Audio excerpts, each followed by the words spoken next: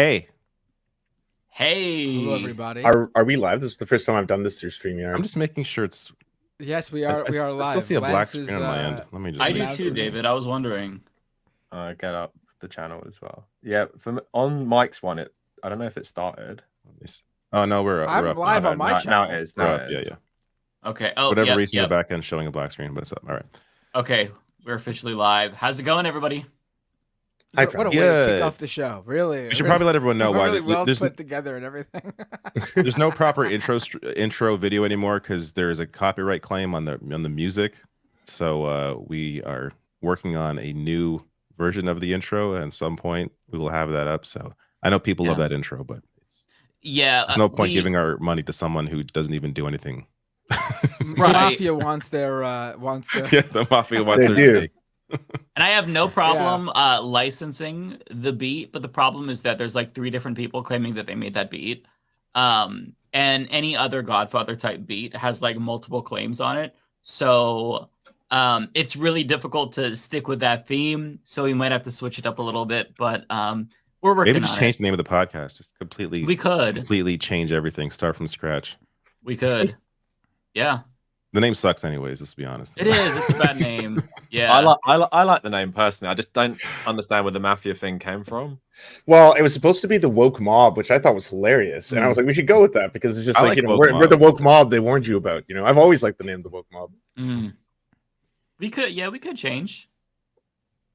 It kind of rolls off the tongue a bit better, I guess. Yeah. By the way, we have a guest here. I probably hated the name. I probably hated the name more than anybody at first, and it's growing on me. I find it funny that people take it like seriously, like they don't realize it's supposed to be like tongue in cheek. Like we're not. It's not serious. Like we don't view ourselves as gangsters. And then some people take mafia. offensive, like to take offense. I mean, like, I do oh, go you're being around mean to Italians. telling like, people to kiss the ring, but that's just me personally. It has nothing to do with the show. Italian? Are any of you Italian? I am half Italian. Yes. He gives us the pass. Binder's like half everything. So yeah, I'm a little bit of everything. Any topic we touch on where someone's angry, we just like, well, Binder's half of that, so he don't get angry at us. I'm married an Italian, so it's impossible for me to be racist towards Italians. I have the pass too. Good for you. Yeah. That's good. Yeah. Well, Kavernacle, tell us about yourself and your channel. People don't already know about you. They should by now, but just in case. Yeah. So they might do because I've been on Mike's channel and Lance's once in 2019 talking about 2019 twice. I think it's once. Okay, I will dispute this, but anyway. But yeah, just have similar politics, I guess, to the rest of you guys. I mean, I don't know if you have labels, but I would call myself like a Marxist YouTuber from the UK. Don't cover straight up politics as much. I try and package it in something, I guess, a bit more cultural and like just go check it out. There's loads of different topics, and I get accused of being a fake leftist a lot because it's not always straight up politics, but I just do it to keep it fresh. And I'm on I think it's my 4th year full time now, so that's what you got to do, and just you know, make it nice for yourself. That's why I quit live streaming, because I just couldn't deal with like the comments anymore. So yeah, so just go check that out. I think most people who watch my channel watch everyone here. So I hope you guys are watching right now. I post it on the Discord server.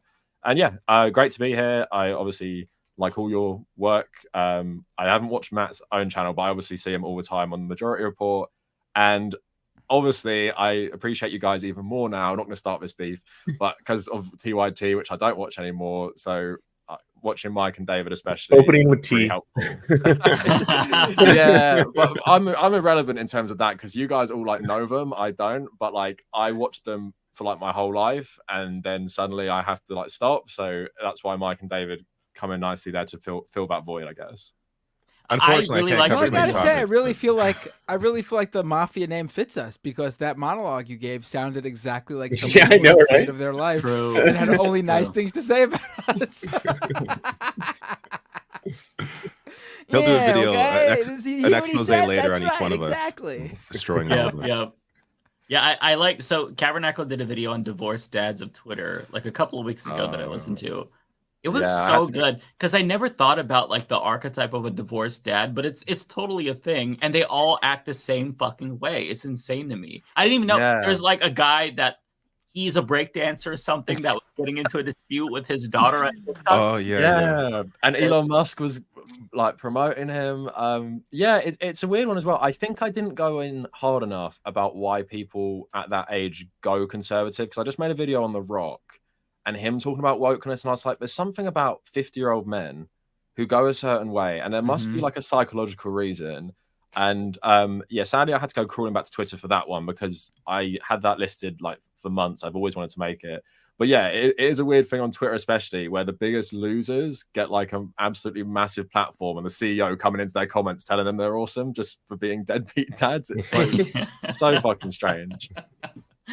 Yeah, do any of you get worried that like after seeing all of these divorced dads and 50-year-olds having midlife crises and becoming conservative, that's going to happen to us? I don't think it will happen to us, but like, do you ever like doubt yourself, especially after seeing how many people in this space turn into right-wing grifters? Do you ever doubt yourself? Because every once in a while I'm like, oh my God, could I succumb to propaganda or brainwashing? I mean, of course, I guess I could, but like, I don't think I will. Do you all have the same thought, or am I crazy? I'm not worried about my politics, but I'm worried about like being depressed. is that like the same as like I'm more worried about like a proper midlife crisis, or like just actually like feeling old. And it's actually already beginning to happen. Like when I when I hurt my back, I'm like, oh my God, I never hurt my back in my 20s, and I can't, like, I had to stop like working out on a regular basis because every time I'd lift weights I would hurt my back. Like that is the reason I stopped working out. So now it's like cardio for me. So it's just like stuff like that. I start to feel old and like, oh my God, like this is my life now. Like it's just going to get worse and worse and worse and worse. And I forget things. Like I forgot my PIN code for my card. Like shit like that, where it's like, what's wrong? Like, do I have Alzheimer's? Am I okay? Have you had to Google your age yet? Yeah. I've had to work back from the year. I forgot my age multiple. Like I think the first time I forgot my age, I was like 33. I forgot how, I thought I was like 32 or 34. So then all of last year, I thought I was a year older than I actually was. And then I was really happy when I found out I was younger. I can't imagine ever forgetting my age. Like I just know so much like what year I'm born. I guess I haven't reached that stage yet. I think you're all older than me. So maybe it's just like my youthful mind thinking like, rub it in, Kavernacle. You don't know yet. I used to listen to like, late 30-year-olds or like 40-year-olds and be like, oh, these people are so old. And now I'm there and it's like, oh geez, everything they talked about is exactly true. They were all right. Okay, that fills me with hope. You will forget your age at some point. Yeah, it's sad. I also feel very old, where it's like I've come to realize that like the smallest things become what's going on this stream. Big. I'm old. I'm falling apart. I feel like shit. Yeah. Like I mean, how often do we start streams talking about our medical problems? I was gonna say, I'll high five you. I feel fantastic. Outside of the blaring sun in my eyes, but I'm pretty good. But just on a serious point about the divorced dads, and you're talking about like people becoming right wing. I'm not really scared of that, mainly because I think a lot of it has to do with your trajectory under capitalism. And if you have like a really good job and a lot more money, I think you start getting more concerned and insular. So you get more concerned about your taxes and care less about people. I think when you grow up in this age, and especially how much everyone on this stream cares about, like, what we're talking about with the Israel stuff, I just don't think you can reverse that as much as you could back in the day where you grew up not on social media. So when you're going through your late 20s and 30s, seeing all this terrible shit like in 4K, I don't think you can turn that off when you get to like, let's say 50 or stuff, like previous generations maybe could. Mm-hmm. That's a great point. Also, another thing to note is that like I think a lot of us, at least for myself, like I'm shifting further to the left as I get older. Like if you go back and watch 2015 Humanist Report, I was a little bright-eyed, sock dem. Years before that, I was part of the draft Warren movement and shit like that. Embarrassing. Now it's like I'm completely anti-capitalist, very sympathetic towards, Marxism and communists. And I feel like with time, I'll probably get even more radicalized. I feel like every year there's a new radicalizing moment. Like the Israel genocide that we're seeing has radicalized me so much more. So I feel like I'm shifting in the opposite direction, which is why I'm not necessarily too worried about shifting to the right. And also my homosexuality will keep me in check because I'll remember, oh yeah, these people fucking hate me. I can't caucus with them politically. So there's that too, I guess. I don't know. Did you see what happened with that dude in Colorado, the politician who was like openly gay but a conservative, and then the Colorado party just said to burn the pride flag And so it was one of those moments where he had to speak out against it and be like, "Hey, well, this is disgusting." But I was like, what did you think was going to happen with that party? Like, where do you see the tide going right now? Yeah. If you are a gay Republican, you shouldn't be surprised when leopards eat your face, because that's what they're gonna do. That's the way they behave. They don't like you. They made that very clear. Yeah, if you caucus with them and choose to be a part of their party, then don't be surprised when they spit in your face. The same goes for like Dave Rubin and Blair White and all these other conservative pick-me's who just say what they think they need to say to, get ahead. But I mean, at some point in time, it's going to bite them in the ass. And if it doesn't happen publicly, privately, they're feeling it. I can promise you they're feeling it. So what are we talking about today? Yeah, so there's a UK election going on, and I was really hoping that Cav can fill us in, because it seems like, and correct me if I'm wrong, the Tories are going to lose and Labour is going to win, but that's not really going to change much because Labour sucks ass. Am I correct in that assessment? The different situation than the rest of the world. Like every other election coming up. You're seeing, it's like every single. I mean, I wouldn't call it every single election because in Canada's is remarkably similar. In South America, it seems like you either elect the grandson of a Nazi war criminal or you elect a communist. Where in like Western democracies, it's like, oh, elect one guy who's like a hedge fund manager and terrible, or elect another guy who's like a lawyer and terrible. But how much or how close they are in being terrible is just like doesn't even matter at the end of the day. And Ireland, I know we're not talking about that. Ireland is even worse for this. It's literally like the two major parties are literally the same. I couldn't even tell you any of the differences. But with the UK, yeah, you're right. We could just end the podcast there. Like that's all people need to know. But no, if we want to elaborate a bit further, basically, Jeremy Corbyn has been kicked out completely from the Labour Party. He can't even run as a Labour MP. Because the Labour right essentially did a coup after the failure of 2019, but they actually tried to make him lose both elections in the first place because they never wanted a socialist prime minister. Most of them they're like Blairites, more right wing than Tony Blair, I'd say. And yeah, they had a coup. And then Keir Starmer, we call him Keith on the UK left because Keir Hardie is the founder of the Labour Party. That's why he's called Keir Starmer, but we don't want to associate them together. So Keith Starmer, he basically came in the leadership campaign promising, basically, I am Jeremy Corbyn, but without all the baggage. Like, I'm not an anti-Semite like, old Corbyn, who is anti-Semite for opposing Israel, but I'll still promise all the good things. I'll abolish the House of Lords, which is our unelected second chamber, nationalise water, nationalise rail, all this great stuff. But then slowly as time has gone, he's gone back on every single promise and has played heavily into the culture of the Tories, started talking about trans people in a similar way, started basically saying about the refugee crisis, the Tories are bad because they don't deport them quick enough. And if you elect me, I'll do that. So it's like the Overton window in this country has shifted so far right. And it's depressing that I'm old enough that I remember this sort of rhetoric was seen as like, so like, it's just not British, saying all this terrible stuff about immigrants and refugees. We're not like Nigel Farage, that fringe candidate. And now he's coming in with a new party, Reform UK, which used to be the Brexit party. And it's looking like they could maybe even overtake the Tories, at least in terms of votes. I'm not sure about seats. So it's a far-right party being more far-right than the current far-right version of the Tories. So that might be interesting. But yeah, as you say, we're going to have a Labour landslide, maybe even bigger than 1997. And which is more depressing because the 1997 Labour Party weren't exactly socialist. We're going to have even less change than that. It's literally like electing the management class to run the country without controversy. Think of it like Joe Biden win the presidency. It's basically the same thing on like 90% of issues. Maybe they won't make the country like totally shit like it is going down right now. But there's no incentive for left-wing people to vote Labour. And because they're going to win, I would say unless your Labour MP is an actual socialist, just don't vote for the Labour Party and at least don't let them win as much as they think. And hopefully vote for different parties because, we do have a multi-party democracy, even though it does basically boil down to Labour versus the Tories, just kind of like the US majoritarian, election. Yeah. But like Lance was saying, like most Western countries, it literally is an election between two shit options. One's just like kind of worse, and that's it. Like it's really depressing and just shows you. And actually, the one thing I'll end that on is why it's so depressing is more than ever we need more like radical policies. And Jeremy Corbyn promised that in 2017 and 2019, and was basically ridiculed for it. and obviously called an anti-Semite for his opposition of Israel, and then he just seems so vindicated now. But now the way the UK politics is working, like we're just voting for nothing. Like nothing's going to get better, and that makes me want to consider my future in the UK overall.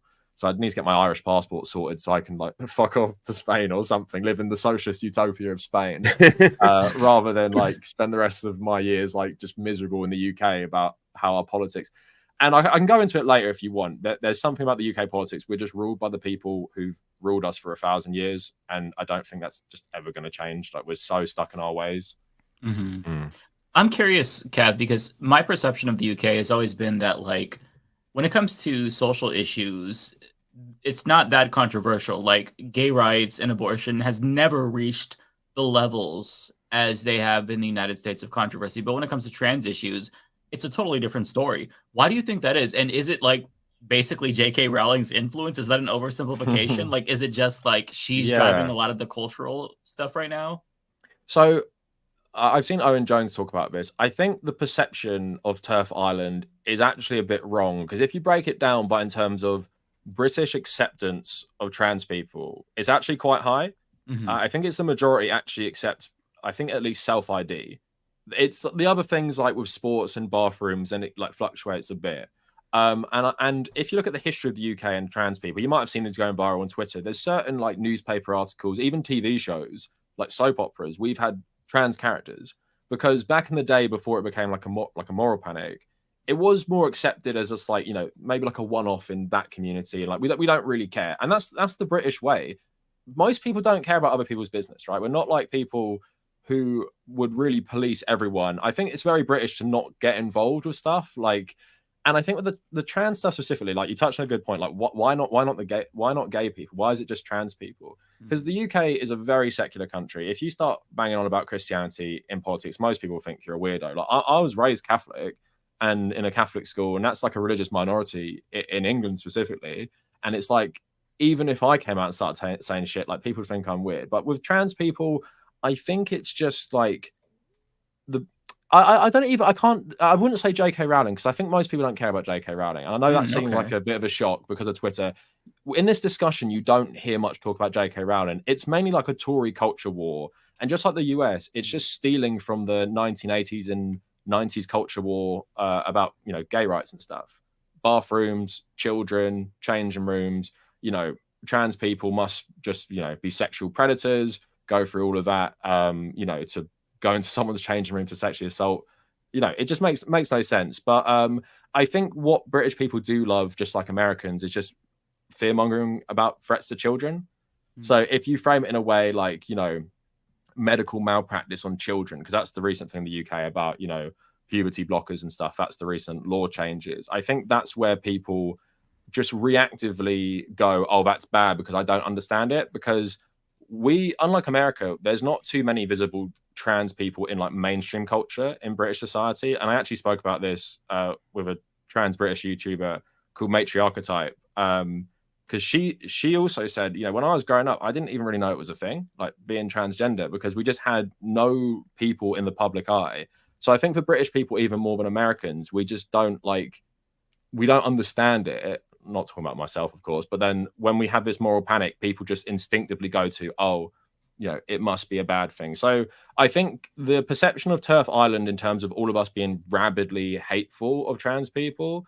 I think that's a bit wrong. But I do think British people can be easily swayed on very specific issues. So puberty blockers and bathrooms or something like that. Because the sport thing, I don't even hear that come up here, because I guess we just don't prioritize high school sports as much. So you're not going to hear that in the conversation from Rishi Sunak. But it is pathetic, because him saying that, he doesn't even believe it when he says the Tories know what a woman is. It feels so alien to the culture. It feels so American. And can I ask about the conscription? How was was that just a last minute? He doesn't care. He's fine with firebombing his career, or because that can't be popular in any way, shape, or form. It's so desperate. You'll never find a least nationalistic group than English people. Everyone, the only patriotism in this country is everyone agreeing it's shit. That's the only thing we'll all agree on and be proud of. Or maybe football potentially, but yeah, the conscription thing is a joke. Because on one hand, the army don't want a bunch of random British people signing up, because why would you want loads of people who really don't want to be in it be in your military? Like, we don't have that national service. If you're in the army, no one's thanking you. People probably call you like a cunt or something because you're an idiot for joining. Like, they're not going to be thanking you for your service in the UK. They'll probably harass you for being in it. So it was just like with the trans stuff, it's a desperate attempt, like last gasp, desperate attempt to be like, we're the party of patriotism and whatever bollocks, like with knowing what a woman is. And it's not serious as well. Like, I don't know if you've been following the Rwanda like deportation plan. It's the same thing. It was never going to happen. They were basically threatening all refugees who come in the UK. If you come here illegally, we're going to deport you to Rwanda. And they signed a big deal with the Rwandan government, like really corrupt government, which is in bed with the UK government. And there has never been a flight going to Rwanda because it's just a publicity stunt for the election. Same with national service, and it just causes a big debate. And it's just to appeal, like, who would that appeal to in America or Canada? Yeah, like baby boomers probably, who think the young people are so ungrateful and don't know what a real job is or real service is. So yeah, it's just because they know they're going to lose, as Mike said, they know they're going to lose. So I think it's just like damage limitation and maybe getting Tory heartlands to like shore up your seats and older white people maybe. But yeah, it's a joke. I couldn't imagine that ever being implemented, because I think like less than 1% of people eligible to be in national service would even sign up. It'd just be totally embarrassing. Like, we'd make the country look so stupid. So I can't see anyone ever implementing that again, because we don't have any love for the country. And why would you have love for a country that just fucks you over all the time? Like, again, that's what most British people agree on, especially my age. We just hate the government. So we're not going to go die in a foreign war for this government that, makes our lives worse, basically. What's driving the unpopularity of the Tories? Like, why is it so clear that they're going to lose even before they announced, a lot of these unpopular things? Like, why do people hate them so much? So it's crazy because obviously Boris Johnson got such a massive election victory. So you obviously have that element of they've been in power so long, and people just get sick sometimes of people in power. But I think it's like, when you're in power so long, you can't blame anyone else. Like, how can you say it's the Labour Party in the financial crash of 2008 for ruining the country when it's 2024? They do try that sometimes, though, but it just doesn't work. And also, by every metric, and people can really feel it in their life as well, everything's getting worse, like public services, grocery prices, which are traditionally quite cheap in the UK, and I think are still pretty cheap compared to somewhere like Canada. They've been going up, and I think rent is a big one. So especially like with the new electorate of like younger people, the rent, there's like literally like no rent control in this country. It's just insane how we're owned by landlords, and so many landlords are MPs. And also the Tories, remember, crashed the UK economy in 2022, nearly like erased nearly all the pension funds, like the public pension fund that everyone gets, because they were gambling it, like with his ultra libertarian economics. And that sent like the pound crashing. Because I remember I was in Vietnam, and how much your money suddenly was worth less in a country like that when it happened. So it's just like so many things together. And I think people just want change at the end of the day. And I think what people, don't get right of Brexit, a lot of people voted for Brexit because they wanted a change in their life. They just couldn't it's like with Donald Trump in 2016. They just couldn't pinpoint what was wrong. And when you're being told, oh, it's the EU, it's immigrants, it's a foreign dictatorship, people will be like, oh, I'll vote for Brexit and my life will get better. And then we have the Brexit election 2019. Boris Johnson says, elect me to finish the job. We elect him. And then still our lives getting worse and worse and worse. So all the Tory promises have basically been shown to be like bullshit while everything gets worse. And I think big ones that people really feel, NHS waiting times are just ridiculous. Like, people can't get ambulances anymore because there's just not enough stuff. And obviously, even as you get an aging population, that stuff becomes more important. So people are really feeling this right now. And, when you're desperate, you're just voting for a change. Do people know what Keir Starmer stands for? No. Would most people be able to name like 2 policies he has? Probably not. And that's what his game plan has been. Like Joe Biden, I'm just not them. It doesn't matter what I stand for. I'm just not them. So everyone's going to vote for them because they're just not the Tories. And that's the strategy. I don't know what you guys would think. Let me know. Do you think in 2020 that was the right strategy for Joe Biden to just be like, I am not Trump? but I won't promise anything big or any reform. I know it's obviously in hindsight you can see like I don't think it was simply that. Like, I think that was obviously a key part of it, but I don't think that was the only part of it, right? Like, there was a lot of promises that he made that he didn't follow through, like student loan forgiveness, for example. Yeah. But like, there was a lot of day one things that he reversed just because they were put in through executive order, and so you can reverse them. Yeah. Yeah, for me, I think that with Joe Biden, the biggest thing was COVID.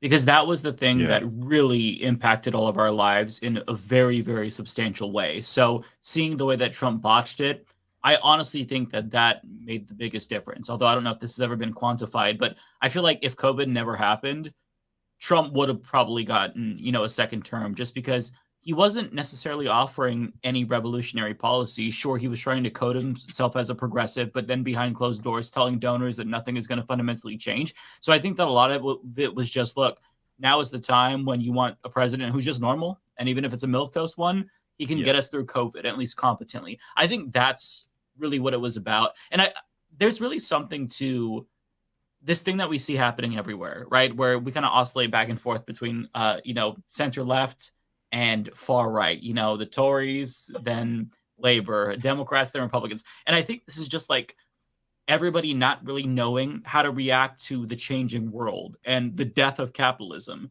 And so we're scrambling. And, what you said about people just voting for Brexit, so true, right? Like, we did the same thing here. Well, I didn't, but, Americans voted for Donald Trump because it's like, well, I know that the establishment isn't working for me, so I'm going to go with the anti-establishment candidate, even though, Donald Trump, he's a wealthy person.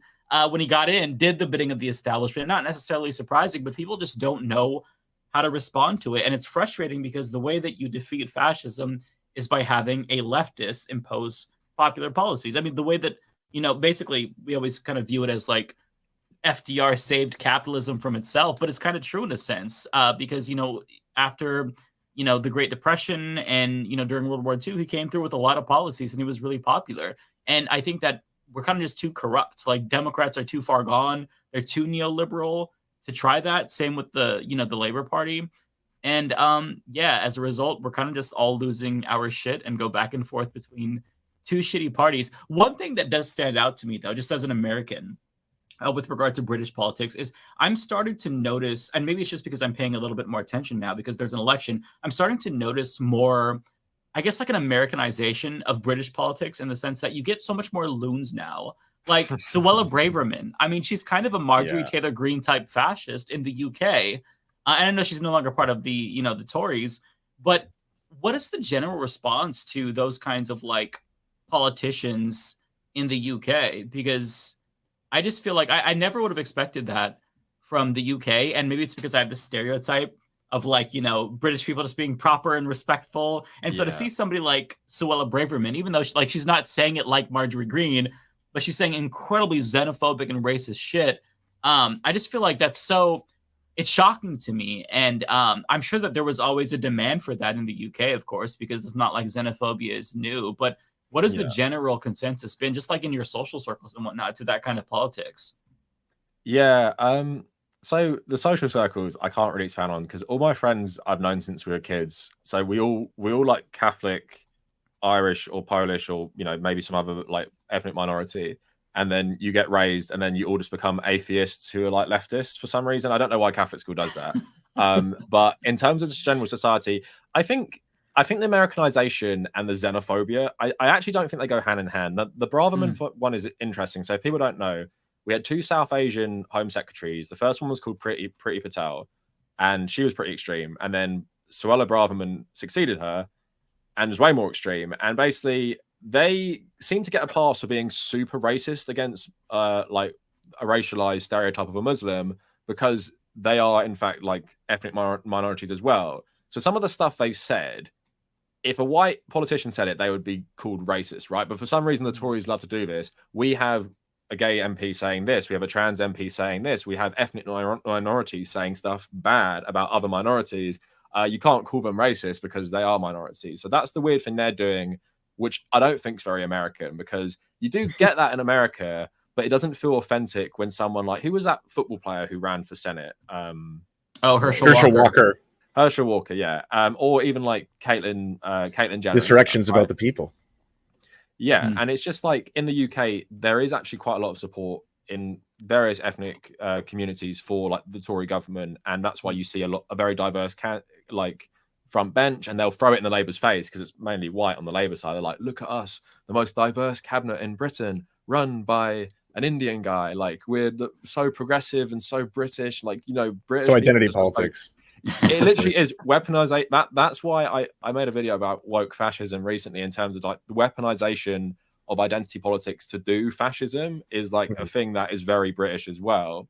And it's just like the Americanization, I think, is more for like the trans rights stuff. Because like you're saying, xenophobia, racism, that's as British as, like, you know, the establishment of the country have always been a bunch of racists. So like it's hard, but I get what you're saying. I think the insanity of British politics has gotten worse, and I think that's a knock-on effect from Donald Trump. And obviously Nigel Farage said he wasn't going to run so he could go campaign for Trump, and now he is running. So you have that link there, and I predict he's actually going to be the next prime minister after Keith gets in, because I think he'll actually run for the leadership of the Tory party. That's horrifying. I think he will be, if reform don't keep surging, I think he will one day be the Tory leader. And I think that's the Americanization in terms of like the real blatant nationalism, which usually is, you know, something you associate more with American politics. I think that nationalism is something that I would say is an offshoot from America, because Britain is not a patriotic country traditionally, but you do now have these parties, and even the Labour Party, when Keith makes a speech, he has like 4 Union Jacks behind him.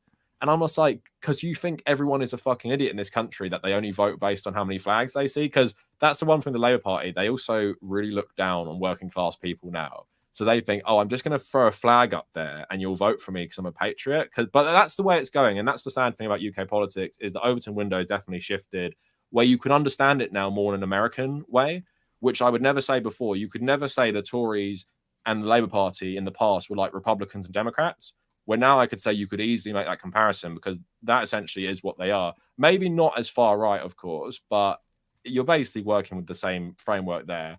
And like you were saying about the death of capitalism, Mike, I feel that really hard. It's like 2 parties playing ping pong while the world just like burns around them. And like, because that's the thing you can't ignore, isn't it? It's climate change. Like, it's all well and good just playing this game of politics, but when you have this like existential threat to humanity in the background, you can't just keep electing centrists and then far right people, because they're not going to do anything. And that's why, you know, I am, you know, hearing that stuff about Trump with the oil barons. I'm like, for fuck's sake, like, we're just so screwed, aren't we? Like, it is really depressing being a leftist. So if you don't pay attention to politics and you're somehow watching this stream, maybe this should be your last exposure. Man, do you remember? So I think that we first talked in 2019, and it was after Labour had lost.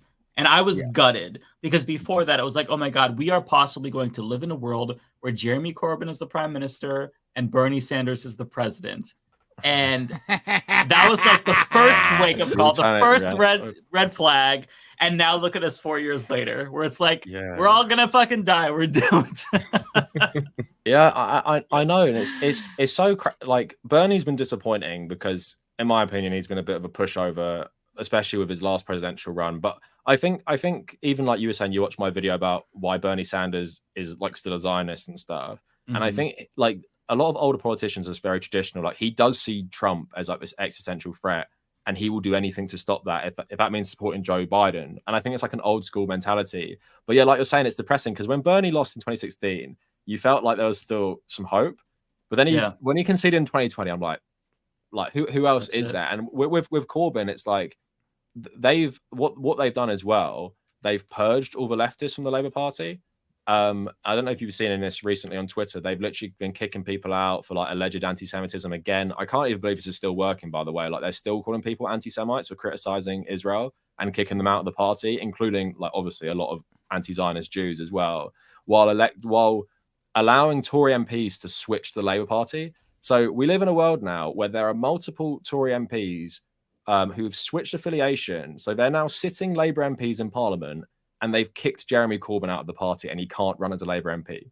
So these far-right Tories are now sitting as Labour MPs. Corbyn can't run as one. And that's like the state of UK politics right now. And I'm gaslit into thinking that Jeremy Corbyn is the racist one, not the racist Tories who switch parties suddenly because they jump ship knowing what's happening. So that's, yeah, like you're saying, yeah, like didn't Boris Johnson write a book where he like spreads an anti-Semitic conspiracy theory in that book about how Jewish people control the media, and that just like he got a pass? No one talked about that. Like half the people I talked to don't even know that. And like meanwhile, Jeremy Corbyn is a rabid anti-Semite.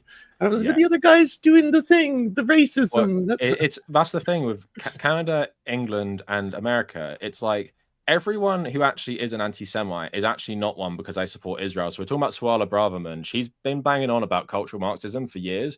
And because we're so like illiterate in terms of like fascism in the UK, it's like we don't even realize she's literally just saying loads of anti-Semitic shit. And like you're saying, Boris Johnson wrote that book. No one has ever brought that up because he supports Israel. So they don't give a shit. Jeremy Corbyn says Jeremy Corbyn is pretty mild-mannered with his support of Palestine in terms of like the stuff you would hear from the five of us here about what we'd say. And he still gets called people act like he's Hitler. Like it is actually insane. And it's insane how that really works as well, because the UK traditionally, I know we've been like one of the biggest supporters of Israel, but people don't give a shit about Israel. It's not like the US where like Christians are insane about it. And like, obviously, because, you know, the US has a massive Jewish population as well. You have that like support there already. And then you have more like Democrats supporting it. The UK doesn't give a shit about it. So it's so insane that this has worked so well in purging like all left-wing politicians by just calling them an anti-Semite just because they might have some mild criticism of Netanyahu. They actually Keith made a Labour MP apologise just before the genocide started because she called Netanyahu a fascist. She had to stand up in Parliament and say sorry because they said it was anti-Semitic. I cannot apologise for that. I'd be like, fuck it, I'm out. Yeah, I guess my career's over in I'm politics. not apologizing. Yeah. And she was, of course, she was a socialist, and that's why they essentially like they get off on humiliating socialists. But they're really like fucking. I'm a bit annoyed now looking back. I wish the socialists purged all the Blairites because they got called Stalinists anyway. So just do it. But we're too nice, aren't we? Like all of us, we feel too bad. I don't want to ruin someone's career. I don't want to ruin someone's like family life or some shit. We also I think we have more hope in people. Like we hope people can learn and be better. And no, they're just pieces of shit. And we should realize that a lot sooner. And that's something, Mike, you're talking about like radicalizing. If you would say to me like in 2016 or 17, oh, like purge all the non-socialist members of the Labour Party, I'd be like, no, you can't do that. But then now it's like, yeah, I would definitely do that. Like if that ever happened again, I'd get rid of all of them. Like for no reason. I wouldn't even have to charge them with something fake like they're anti-Semites. I'd be like, because you're terrible people, we're just changing the party now. But that's why the one thing I will say, the hopeful situation, like South America is really interesting to me. And I get happy because like at least the left have some success there. Where now in like, I guess it's Mexico too. Mexico. That was a big recently Mexico. But it's just everywhere like on the Atlantic. Like near the Atlantic. So we have Ireland on the Atlantic, which is fucked, and then England nearby, and then you guys in Canada and America. And it's like it's just something about that ocean. I don't know, just makes us all like terrible at politics or something.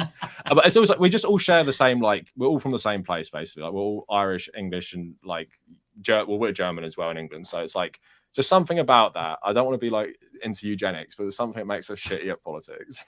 I don't want to be into eugenics. There's something in Northern European DNA that makes us love fascism or something. We got to do some leftist phrenology on what's making us fucking insane. He's joking, everyone. These are jokes for the inevitable clips. Yeah, I'm joking for everyone apart from Germans, but I'll mess him. Well, we do have our second guest here. We got two guests this week. What the hell? Craziness. We go from having 0 guests sometimes, then we have 2. And Rebecca's joining us too. It's going to be a full house. This is more important than British politics for sure. I'm really interested in this one. Yeah, let's bring them in. Hey. What's up? How's it going? I apologize for the tardiness. I was just coming back from the gym and I had just had to shower, so I was no, it's no biggie. Good for you. No worries. Yeah, you can come and go whenever you please here. Yeah. I fell off a little while ago, but now I'm like now I'm getting back onto the grind again. So it's that time of year. No, I fell off because of like personal reasons, and now I'm like I gotta get back on the grind. I gotta, get swole again. So hell yeah. Well, tell us who you are and what you do. And plug your socials too. Yeah, plug everything. So for those of you who don't know, my name is ArunAnnow. I'm basically the Indian Hasanabi. That's what everyone knows me as. And the reason is I cover South Asian politics, I cover Indian politics, Pakistani politics, Sri Lankan politics, Bangladeshi politics. I cover politics from basically the subcontinent. I guess I have I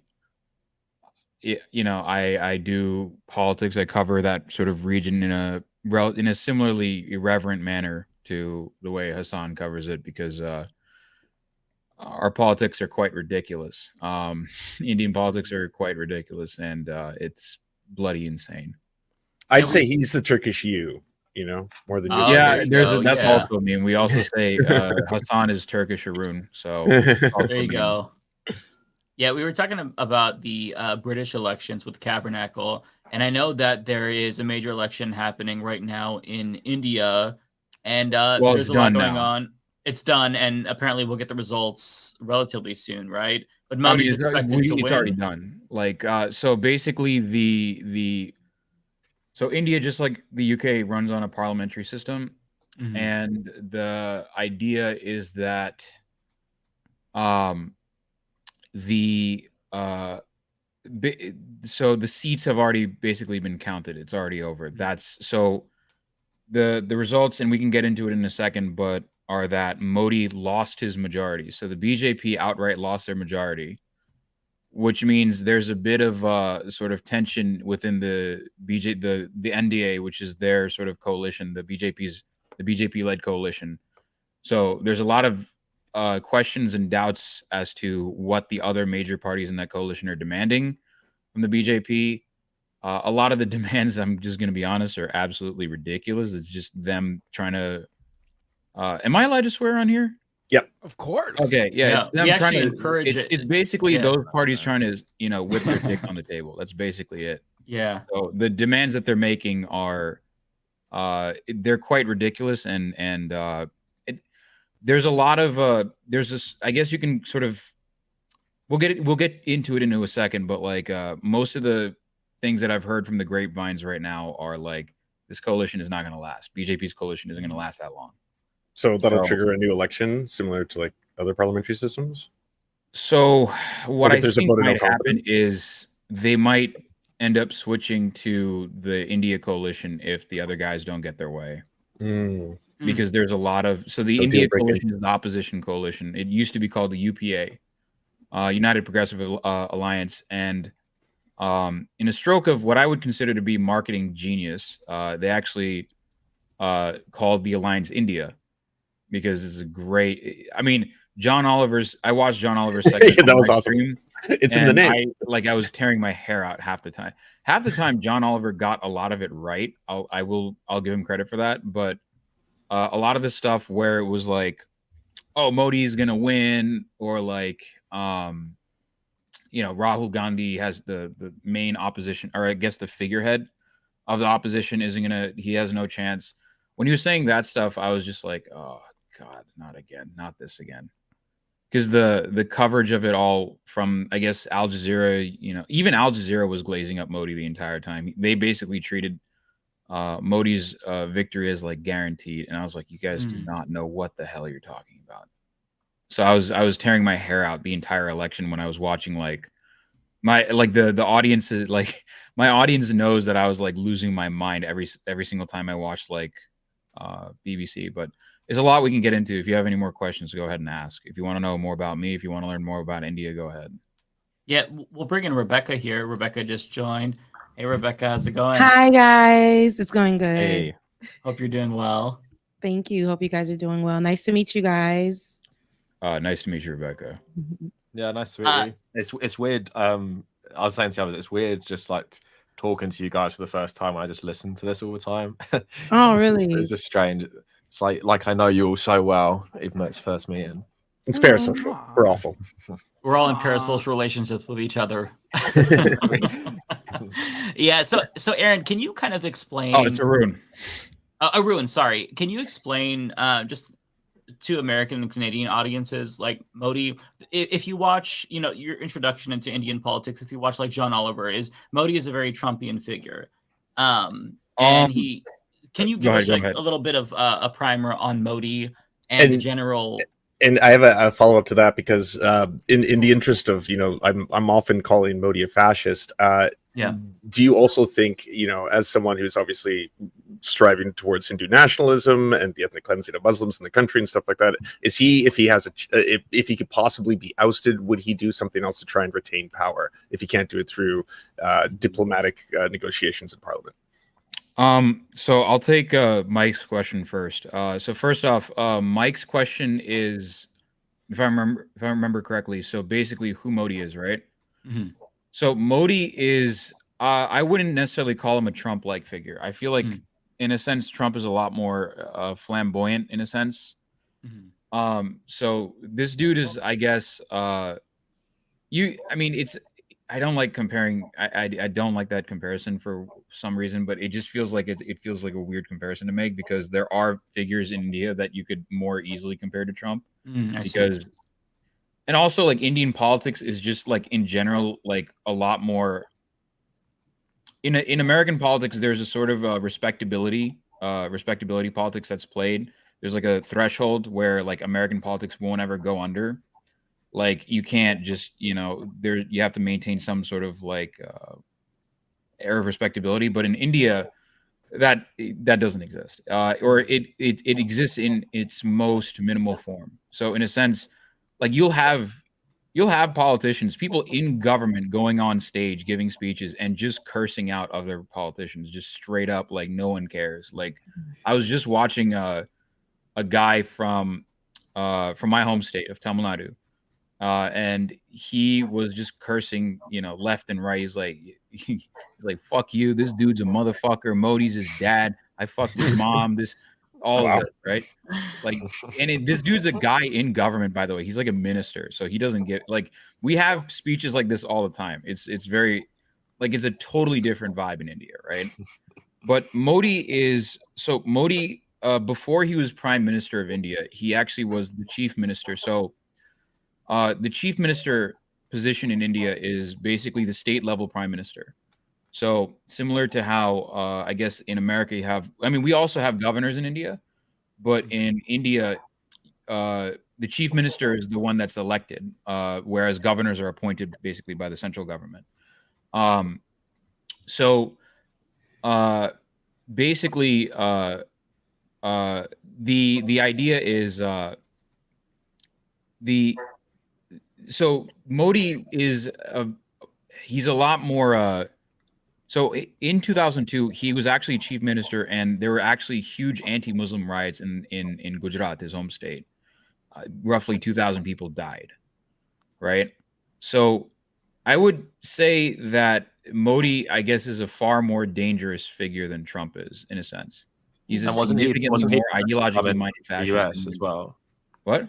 He was banned from coming from the US, I think. The State Department actually, the US banned him because of the pogroms in Gujarat in 2002. They were forced to unban him immediately once he became prime minister. So once he became prime minister, they were forced to not do commerce with India, right? Huh? I was like, they can't not do commerce with India. They're not just going to be able to. Yeah, they can't. That. That's This is just a non-starter. So Modi is, in a sense, yes, he is he's effectively a Nazi. You can basically say. So in order to understand what all of this is, the Bharatiya Janata Party is just one wing of this overall organization called the Sangh Parivar. And the Sangh Parivar is basically a far right, far right is not doing it. They're basically an organization, the largest of which is the Rashtriya Swayamsevak Sangh, the RSS. And the RSS, one, they are ideologically directly inspired by the Nazis, by the SS, right? By the Nazis. And they take a lot of their uniforms and a lot of their organizational tactics from Mussolini's Italian fascists, right? So you can kind of think of the RSS as like the latest version of like those classical fascists in that sense. So the RSS has been around for quite a while. And the RSS, one of its members back in like the early 1900s was a guy called Nathuram Godse. And Nathuram Godse was the guy that assassinated Gandhi, Mahatma Gandhi, Mohandas Karamchand Gandhi, right? And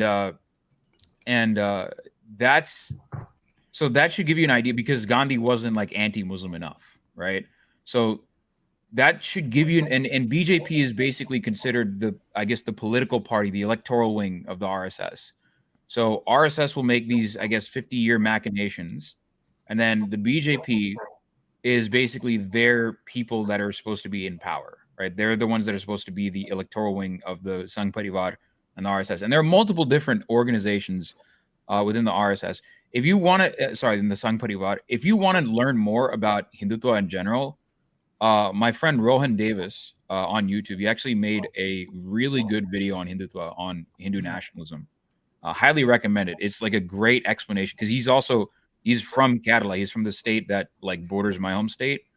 And so he gets it. He understands exactly what's going on, and he's able to basically explain to a Western audience as to like what's going on. As to Lance's question, do you think Modi will pull a January 6th? He's already tried. I mean, he's already been trying to rig the polls, so I wouldn't put it past the BJP. And the BJP is not known for, being nice in a sense. The BJP does incite a lot of riots, and their sister organizations like the ABVP, the Bajrang Dal, and all of these like far right Hindu nationalist organizations, they do incite like anti-Muslim, often anti-Sikh riots as well, because they're also, a long time ago during the 80s, there was a movement for a separate state called Khalistan. So a lot of people moved to Canada from India because of into British Columbia. British Columbia. I know, I know a bunch of people in British Columbia that are Punjabis. But it's more than that though. Like, it's not just that they're anti-Muslim, and it's not just they're anti-Sikh and they're anti-Christian, right? Christians are also persecuted in India, and the RSS's next project right now is to persecute Christians, especially in the state of Uttar Pradesh. Their overall thing is they want to reinforce caste in India. So they want to reinforce Brahminical rule in India. They want to reinforce a system where the Brahmins ultimately have, the Brahmins are the priest class, the various different castes like Ayir, Iyengar, Nambudris, like all those different Brahmin castes, right? They're the ones that ultimately hold the political power in India. They want to institute a much more rigid system of that, where, for example, especially the Brahmins within the RSS and all these organizations, they want to get rid of affirmative action for the most oppressed caste in India, which is called reservation.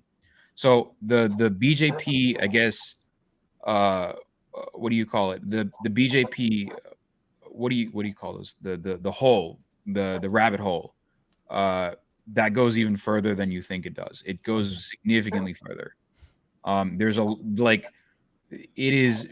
There's every form of bigotry you can think of, whether it be on the basis of language, because they're also, another project of the RSS and BJP is this thing called Hindi imposition, which is the enforcement of one particular language upon the rest of India. So India has hundreds of languages spoken in its borders, right? And it has, there's a part of the Constitution called the 8th Schedule, which basically lists like 22, 23 languages as having some sort of national status. And the official languages of India are Hindi and English.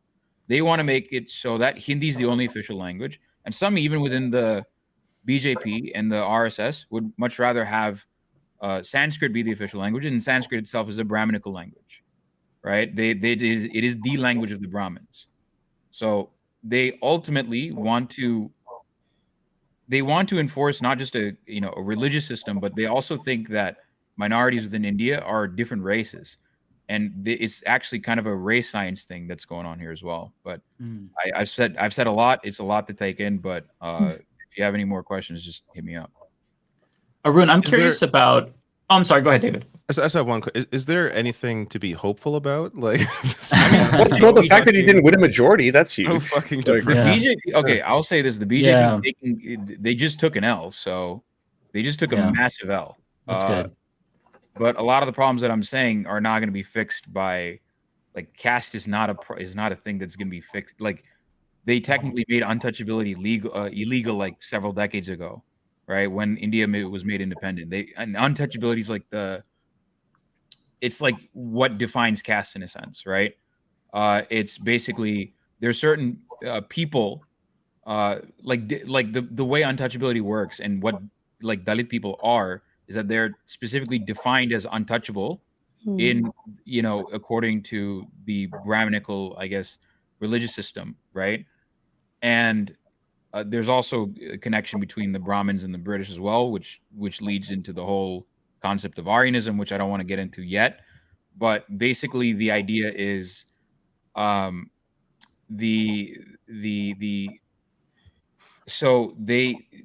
idea of untouchability is that there are certain people who are considered ritually impure or racially impure in a sense, and so they're not allowed to enter in they're not allowed to enter temples. They're not allowed to enter certain establishments. They have to stay in Kerala, especially for a long time. There's a concept called unapproachability, meaning people, like if you're born into a particular caste, you had to be, you know, at least several hundred meters away from the upper caste. Wow. And there's an extreme in which there's something even called unseeability, which is the idea that you cannot, if you come from this particular caste, like that is considered unseeable, you are not allowed to enter out in the day. You must enter out only at night. What? So that's another thing that's a part of the caste system, right? So so those levels of extremes we don't see anymore, like unseeability to the same degree. We don't see that anymore, but untouchability is still a problem throughout India. So there are certain groups of people that are, you know, we call Dalits now, right? They used to be called the Untouchables, but Untouchables is no longer a good name, is no longer an appropriate name. They're called Dalits because according to Dr. B.R. Ambedkar, Baba Saheb, Jai Bhim, Dalit is a term meaning broken. Basically, they were broken by the system. They were made to be in that position by by caste, basically, by the concept of caste. So where does all this tie back into Hindu nationalism, right? So right now, the very concept of Hindu unity, because the thing you have to understand about India is that there is no ethnic majority in India. There is no ethnic group in India that can claim a majority. So if you go to Sri Lanka, for example, just across the border, it's obvious that the Sinhalese there are the majority, right? If you go to Russia, for example, ethnic Russians are the majority there, obviously, right? But in India, there's no such concept, right? There is no absolute ethnic majority. There's no linguistic majority, right? There is no such thing, right? Hindi, which is considered the linguistic majority, is only natively spoken by about 20 to 40% of the population. So there is no majority in India. So part of the Hindu nationalist project is to artificially create a majority called Hindus, right? And this actually dates back to the British colonial times. But the idea is that they want to create this sort of artificial unified Hindu bloc against whom they deem outsiders or racially impure in a sense, which are Muslims and Christians. And they also, a lot of the early bigotry against Muslims in India actually very much echoes anti-Semitism. So it's basically not the sort of Jewish cabal kind of conspiracy theory, although that the Jewish cabal, except for Muslims, does exist. That conspiracy theory exists in Sri Lanka. So just next door, that's a whole another can of worms I don't want to open. But the original bigotry against Muslims was that they're only loyal to their own people. They can never be loyal to the sons of the soil, that sort of thing. So some of the earliest forms of like anti-Muslim bigotry in India actually echoes anti-Semitism. And obviously, no surprise, much of the early RSS guys were pro-Hitler. They loved Hitler. They were around for Hitler and they loved Hitler. Right? So again, a lot of info to take in, but hopefully you're able to take something away from that. Yeah, well, I just want to say, without changing topic, happy, Antifa won on D-Day, everybody. Antifa, Team Antifa. Antifa did it. Right. I just got Arun, a question because we're talking about like anti-Semitism and like obviously with Modi. If you could elaborate on this maybe. So obviously, what I find interesting about India is like with Israel, the person who assassinated someone like Gandhi, or I think it's who's the guy in the 1990s in Israel who did the peace deal and got assassinated. Oh, I know who Forgot- you're talking about. I know who you're talking about. I don't remember though. I don't remember. Yeah. I was gonna say Begin, but Begin's the terrorist guy. It's the other one. I can't remember. But anyway, so there's right. Yitzhak Rabin. Yeah, Rabin. So he was assassinated by someone who's basically egged on by Netanyahu, and then Netanyahu's now the prime minister. And like you were saying with the RSS and the BJP, the RSS killed Gandhi because he was on that hunger strike to like give aid to Pakistan or something like that. And in terms of the trajectory, it's quite similar in terms of now that's the ruling ideology. But in terms of the actual, when you were saying about the project, it was reminding me a lot of Israel. And I know India has now, you can elaborate on this, but like it seems it's gone from in the past being more pro-Palestinian to now majority pro-Israel. Is that just a result of Modi's like rhetoric around like creating this basically like ethno-state in India, and now their support for Israel more broadly, or is that to do more of like Kashmir and stuff, like claims to that, like, or is it like a mixture of all of it? So I think we have to separate the official stance of India versus what you're seeing online. Yeah. So the official stance of India with regards to Palestine has not changed since 1947, since they got independence. Their official, not 1940, their stance has not changed, and that is the recognition of a state of Palestine, two-state solution, pre-1967 borders. India's official position on Palestine is significantly better than the West position by far. Yeah. And that is a vestige of the fact that they were a colonial, they're a post-colonial state. So they were dealing directly with the British, and on top of that, they got independence from the British. They fought a revolution against the British, and then immediately after that, what happened was they were one of the big leaders of the non-aligned movement. So they were considered sort of like, especially within the region of South Asia, India was kind of a beacon they were kind of like the leader in the non-aligned movement in a sense. Yeah. They were the country that was, you could kind of say, is a post-colonial state, and they were basically they were leading the way in like anti-colonialism in a sense. They were viewed as that way for quite a while. The hatred that you're seeing for Palestinians coming from Hindu nationalists, that just comes straight down to Islamophobia. Yeah. There's nothing more to it, honestly. I don't think there's much more to it. They'll also say like, Israel, Israel helped India with, Kashmir against Pakistan. That's another reason that they'll throw in. But if you actually look at like most of what they're up to, it's just mostly hatred for Muslims. That's about it. Okay. That's literally it. It's not much deeper than that. And I wanted to say one thing because it's very easy for people to just look at that. Like a lot of people are seeing what Indians like, what we call Sanghis, RSS supporters and like far right Hindu nationalists in India say about Palestinians. But you got to remember, they've been saying this shit about, they've been saying that shit about minorities in their own country for like decades. The only reason you're seeing about it now is that they're talking about something that you know about, right? Yeah. So like I'll give you a great example. They've been dropping slurs. They continue to drop slurs left and right on Twitter, but you just don't know about it. They're dropping caste slurs left and right. Mm-hmm. I get called that stuff all the time for sticking up for. I don't come from a marginalized caste or oppressed caste at all. But like even when I support and I stand up for and I speak out against caste and I advocate for the annihilation of caste and whatnot, I get hit with those slurs. So they drop those slurs left and right. I've been called the N-word online as well, because so there's also a weird dynamic in that there's also a tension between North and South India. It's a sublimated tension, in that And Indians in the audience will, like, I guarantee you, like, Indians will be like, oh, this guy doesn't know what the hell he's talking about. This guy doesn't know what the fuck he's talking about. Oh, he's an NRI, he's an American. Like, I trust, spare me.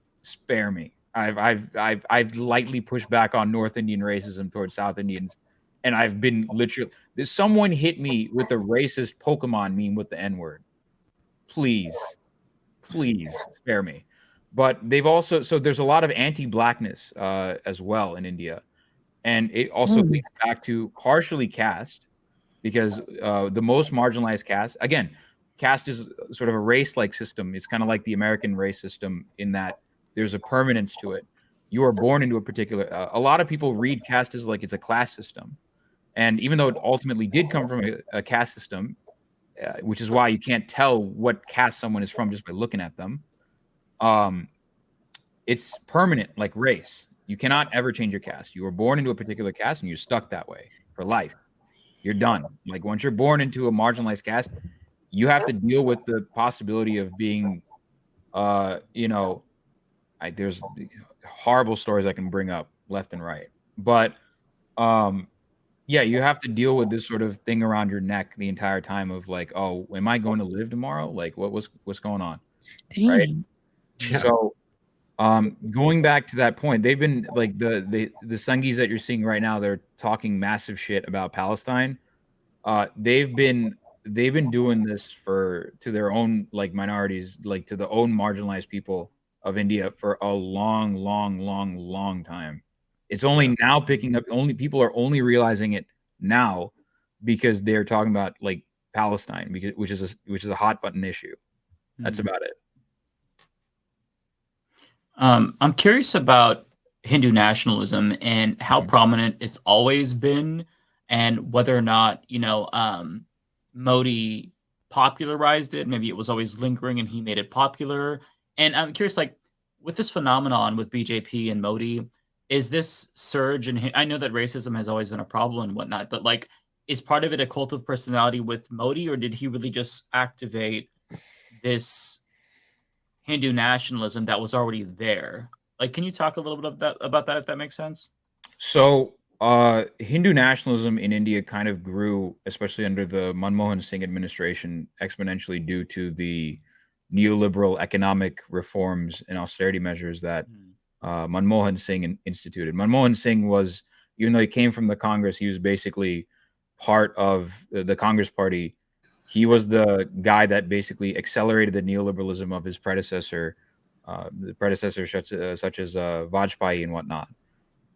So he was really the guy that also accelerated neoliberalism, especially since the 90s.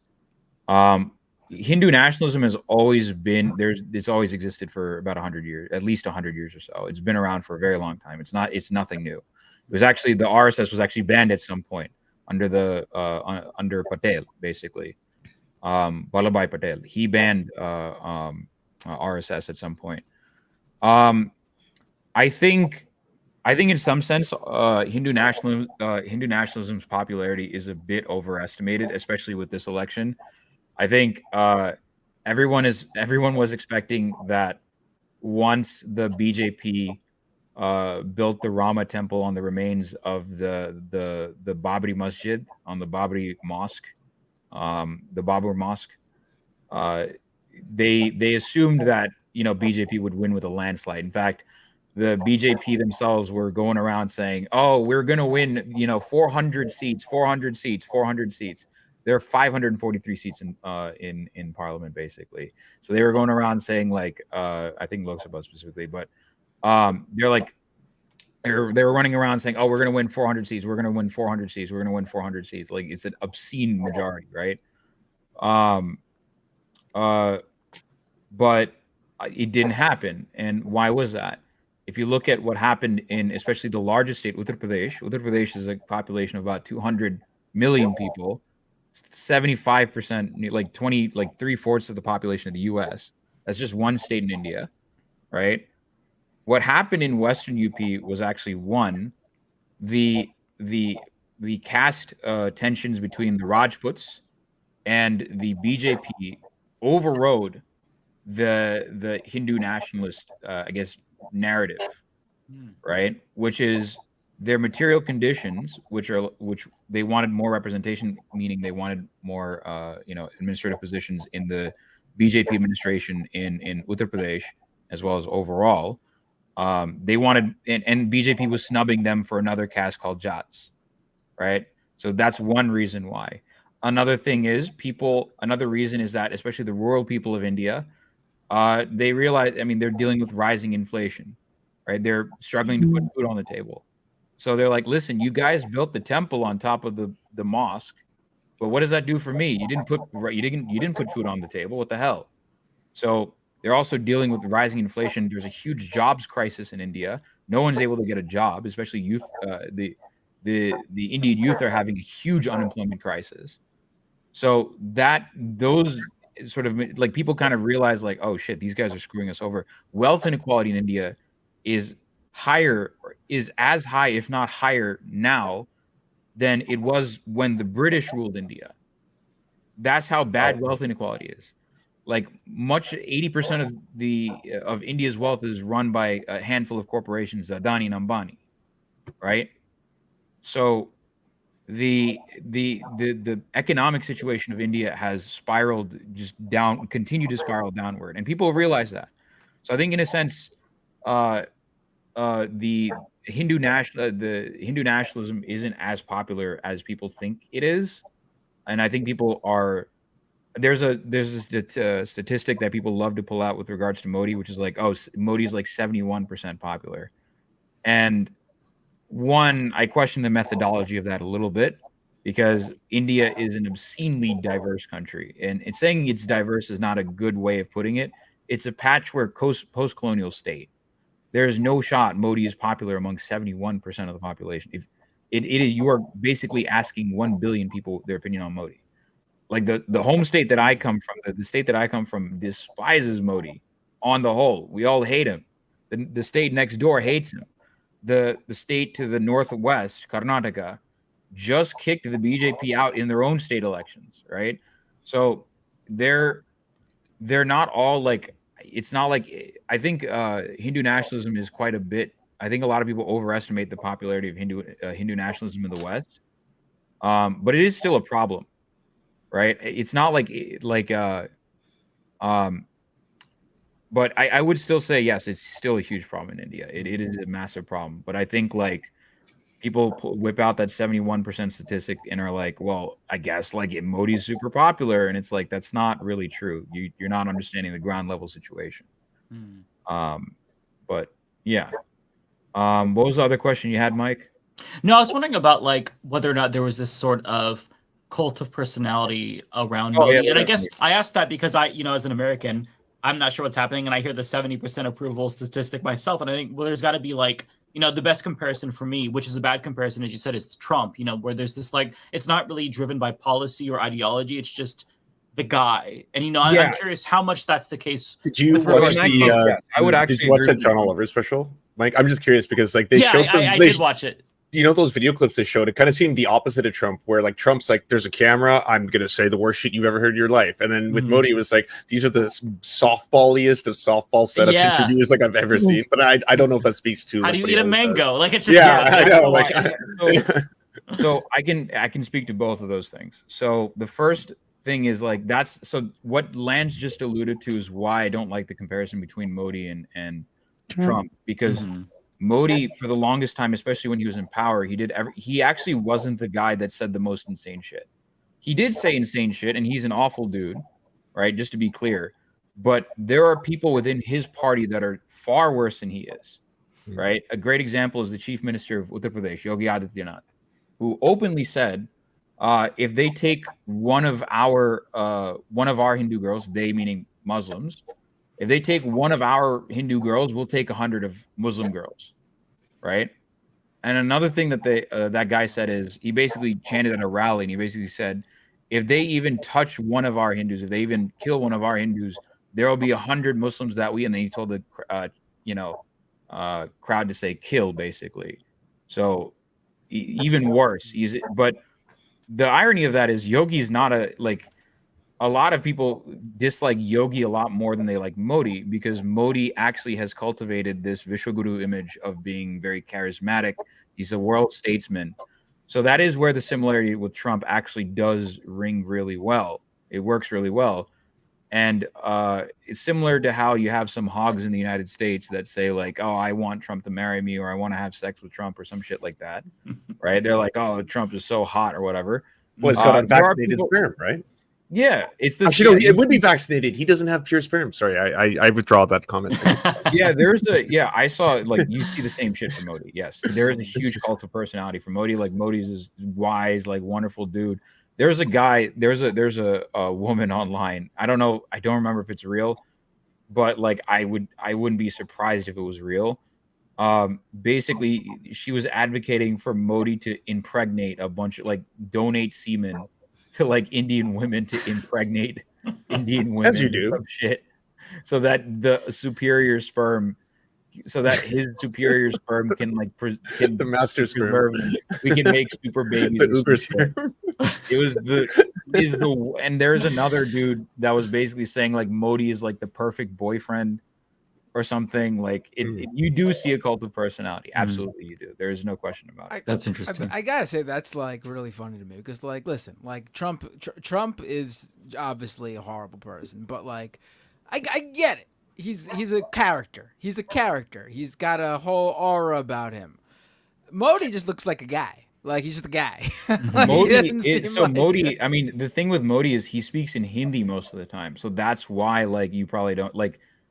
There are memes of him saying like, I mean, I do impressions of him from time to time where he was in Punjab and he was saying like everything's fine or whatever, and like that was turned into a meme.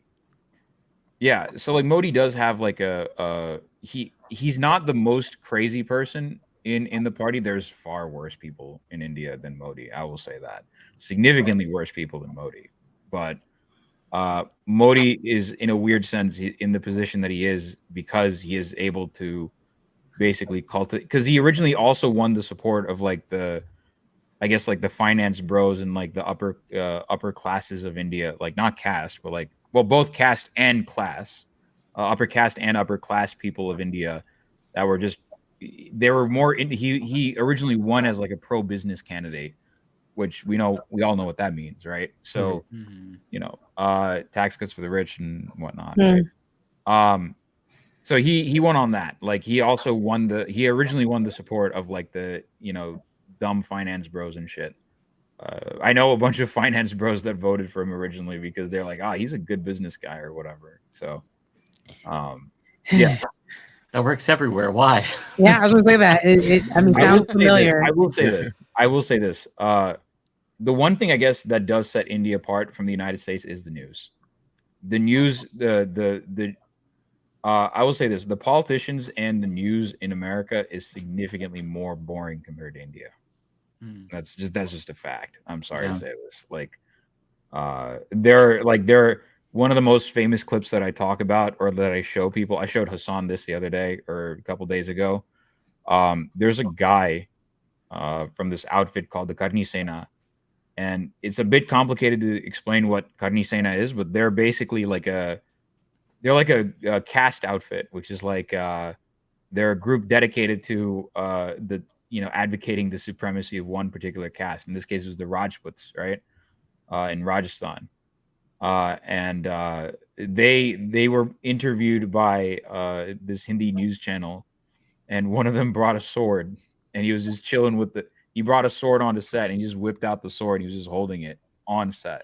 If you want, I can send you the video. Well, I was like, yeah, we can watch it on stream. I would actually like to see that. Okay, yeah, I mean, it sounds like you guys got your own Proud Boys. Honestly, that's what it's right. I got you on. Where do you want me to send it?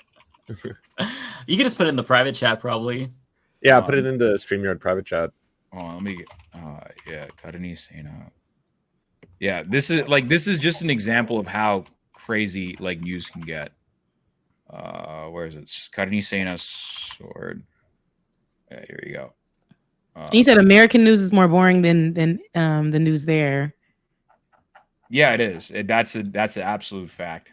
Like, I'm sorry to say this. Don't be sorry. I mean, That's saying something. Though. I personally, I want boring news. Please don't give me entertaining news. Okay, that's the clip. So if you this is one of my favorite clips to show everyone. It's fantastic. For the record, I do not speak Hindi because I'm from the state of Tamil Nadu. So like we have like known to like resist the imposition of Hindi. So most of us in Tamil Nadu do not actually speak Hindi whatsoever. So we don't understand anything. I mean, we can kind of make out what's going on here. Yeah. So yeah. Just play that. इतिहास के पन्नों में दर्ज है इतिहास के पन्नों में दर्ज है रानियों के साथ मैं he unsheets it. Nice. In the newsroom? Yeah, he's in the room. Yeah, I think that it was an undercovered aspect from you. that like I thought there was like a man on the street interview. I didn't realize they were in the studio. Inside the studio. No. They brought a sword into the studio. What? Oh man, he studied the blade. God. You can tell. And was this like an intimidation tactic, or? Okay, I'll explain what the context is. So basically, there's a movie called Padmavati. Well, it used to be called Padmavati, but there's a huge like controversy over it because these guys got pissed. The guys in the turbans you're seeing right now. They got very, and then the guy in the host is like, why are you guys like having a sword? Is that really? He's literally asking them like, oh, is this really necessary? Do you really need to have a sword in the studio? Like, what is the use of this? He's just calmly asking like, what is the point of having a sword, right? We want to know. And what's the answer? What's the? I don't. So the reason they're in the sword, they brought the sword in is like, they're threatening to basically like behead an actress and a director. Oh my God. And the reason that they're threatening to be is a very famous actress, like a Deepika Padukone. And she acted in the movie called Padmavat. And Padmavat is a movie about basically these guys, the Rajputs, and how they're fighting the Delhi Sultanate, which is Muslims, right? Turkish Muslim, Central Asian Muslims or whatever, right? And there's a dream sequence wherein the Muslim king or the Muslim ruler falls in love with the Rajput Hindu princess. And so these guys are bent out of shape about that. And so they're like, they have dishonored the Rajputs. They have dishonored our caste. They have dishonored the pride of the Rajputs. And we're going to, and they're burning effigies of Deepika Padukone and Sanjay Leela Bhansali. So they're basically threatening to behead the director and the actor. Wait, did the Chiron just say like, are they allowed to threaten them? Call in now to tell us or something? Yeah, I was about to say, you said this is crazier than a news over here, but listen. That's a lot like C-SPAN. That is crazy. Like this, your calls live. That they can really call for, or sit just regular folks can, just because of the caste system and they're part of it and they felt like they were disrespected, they can sit there and basically a threat on national news and threaten to behead someone. Just sit there and be like, yeah, like pull up when we see you. That's wild. Decapitation. What? With a sword, no less. I mean, these guys are like well known. Karni Sen is known for being like goons, like thugs, basically. And the thing about Rajputs is that I think they're considered Kshatriya or whatever. Like they're considered like second, like in the overall Chaturvarna system, right? The food pyramid thing that you've seen. So they're like Rajputs. They have not all Rajputs. Okay. I have Rajputs in my community, so not all of them. You guys aren't all crazy, but there's a reputation that Rajputs have about being proud of being like a warrior clan or whatever. They talk about like, oh, we were these warrior, like, glorious warriors. We fought against the Mughals and we fought against the Muslims. Now, the irony of it all is that the Rajputs were the first ones to capitulate to the Mughals. Oh, really? They were the first ones to capitulate to the Mughals. And on top of that, many Rajputs actually married into the Mughals, which is why if you cross the border into Pakistan, you'll have people in Pakistan, like across the border, whose last name is Rajput. So there are Rajputs that eventually converted to Islam. And that's why you have Muslims in Pakistan with the last name Rajput. I know people with the last name Rajput because of that. So they were some of the first to capitulate. So that's an ongoing meme in India. There's like tons of clips like this. Like there's another clip of primetime news where, if you want, I can show that as well. Where is a classic clip. They bring on a dude from Pakistan, and they bring on a dude obviously from India, and it's basically a dude from India and a dude from Pakistan, like shitting on each other, basically saying, No. "Oh, well, I'll destroy your country. No, I'll destroy your country. I'll destroy." I thought you meant literally. Yes, Literally.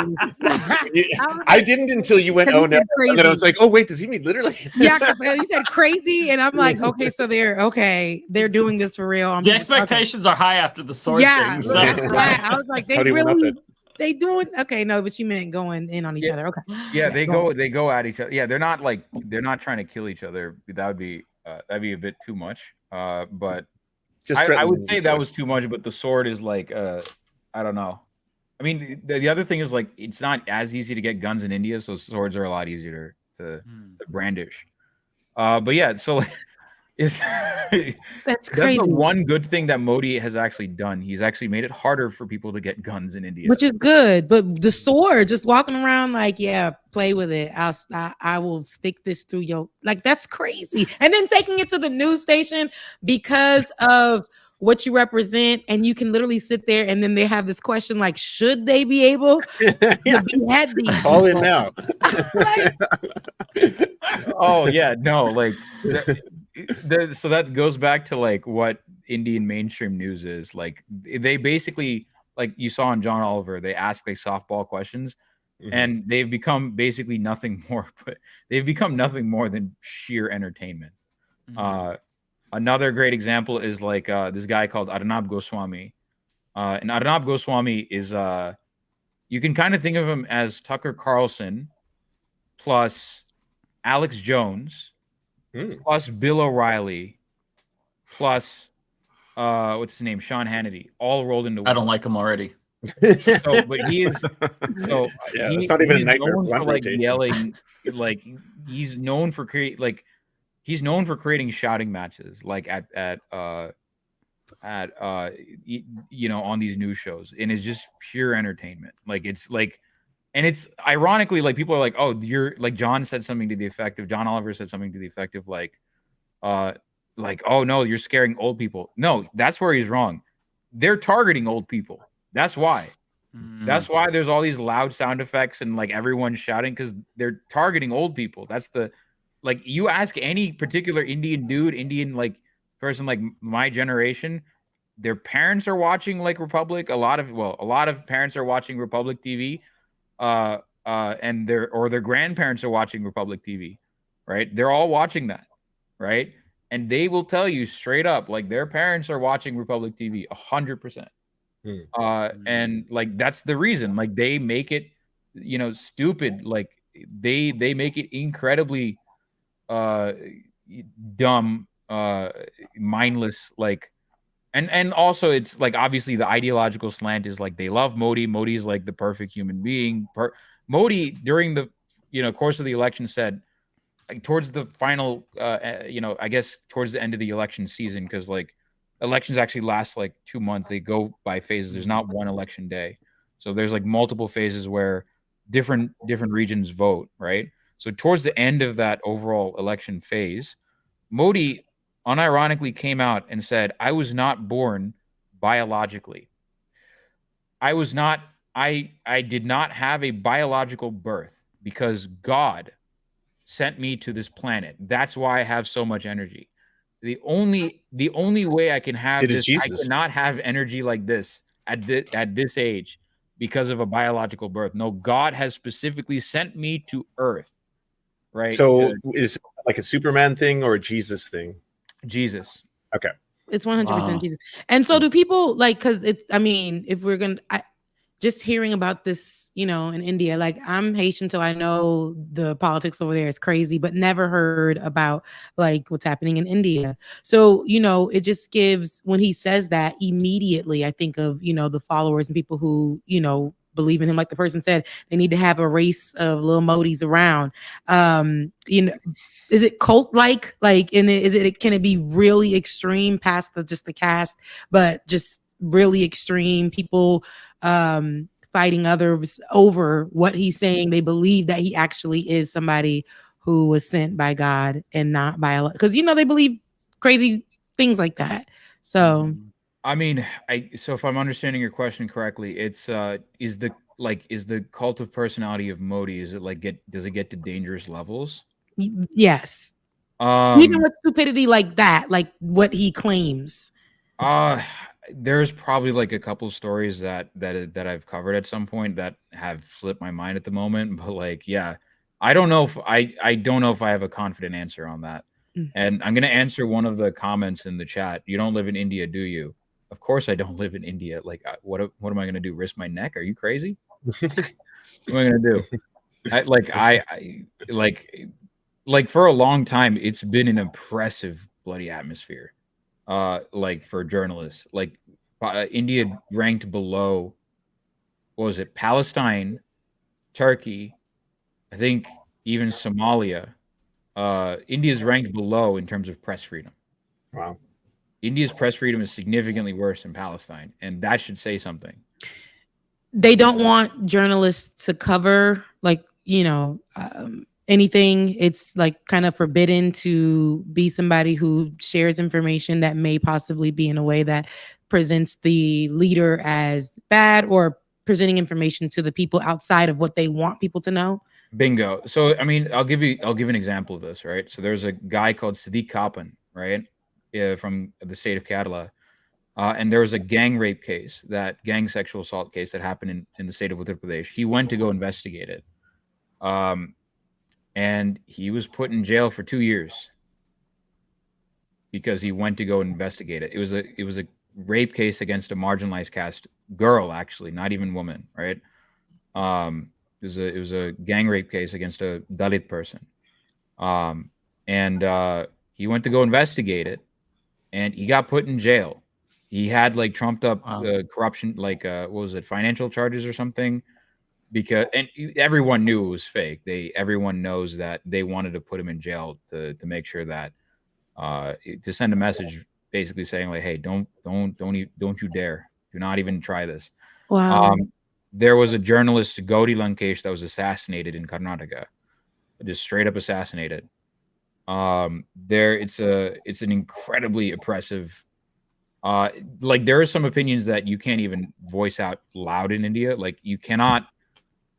There are people that I know that have very progressive opinions on Kashmir, but they're not able to actually voice it because of how like the Indian state will treat them. Like if they say it, like they're scared of like what the kind of repercussions that will happen, because there's a law on the books called the Unlawful Activities Prevention Act, right? And it's basically an incredibly draconian law that was on the books like several decades ago. It predates BJP. But basically it's an anti-terrorism law that can be abused, and it is abused to basically lock up people that they suspect of being terrorists or being aiding and abetting terrorists. And there are many people that were locked up. There were many activists that were locked up. An example of someone that was just released was GN Sai Baba. And they accused him of having links to the Maoists in India, the Naxals in India, the Maoist movement, which at this point is a dead movement.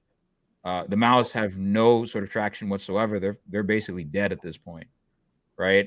No one talks about them, and in mainstream Indian, or at least in mainstream Indian discourse, the Maoists are basically just nothing more than a what do you call it? Like a scapegoat, or like a tool used to fearmonger against people.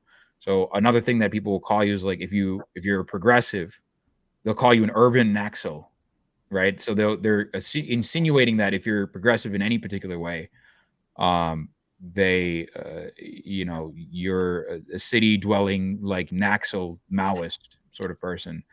And weirdly enough, unlike America, India never had a Red Scare to begin with.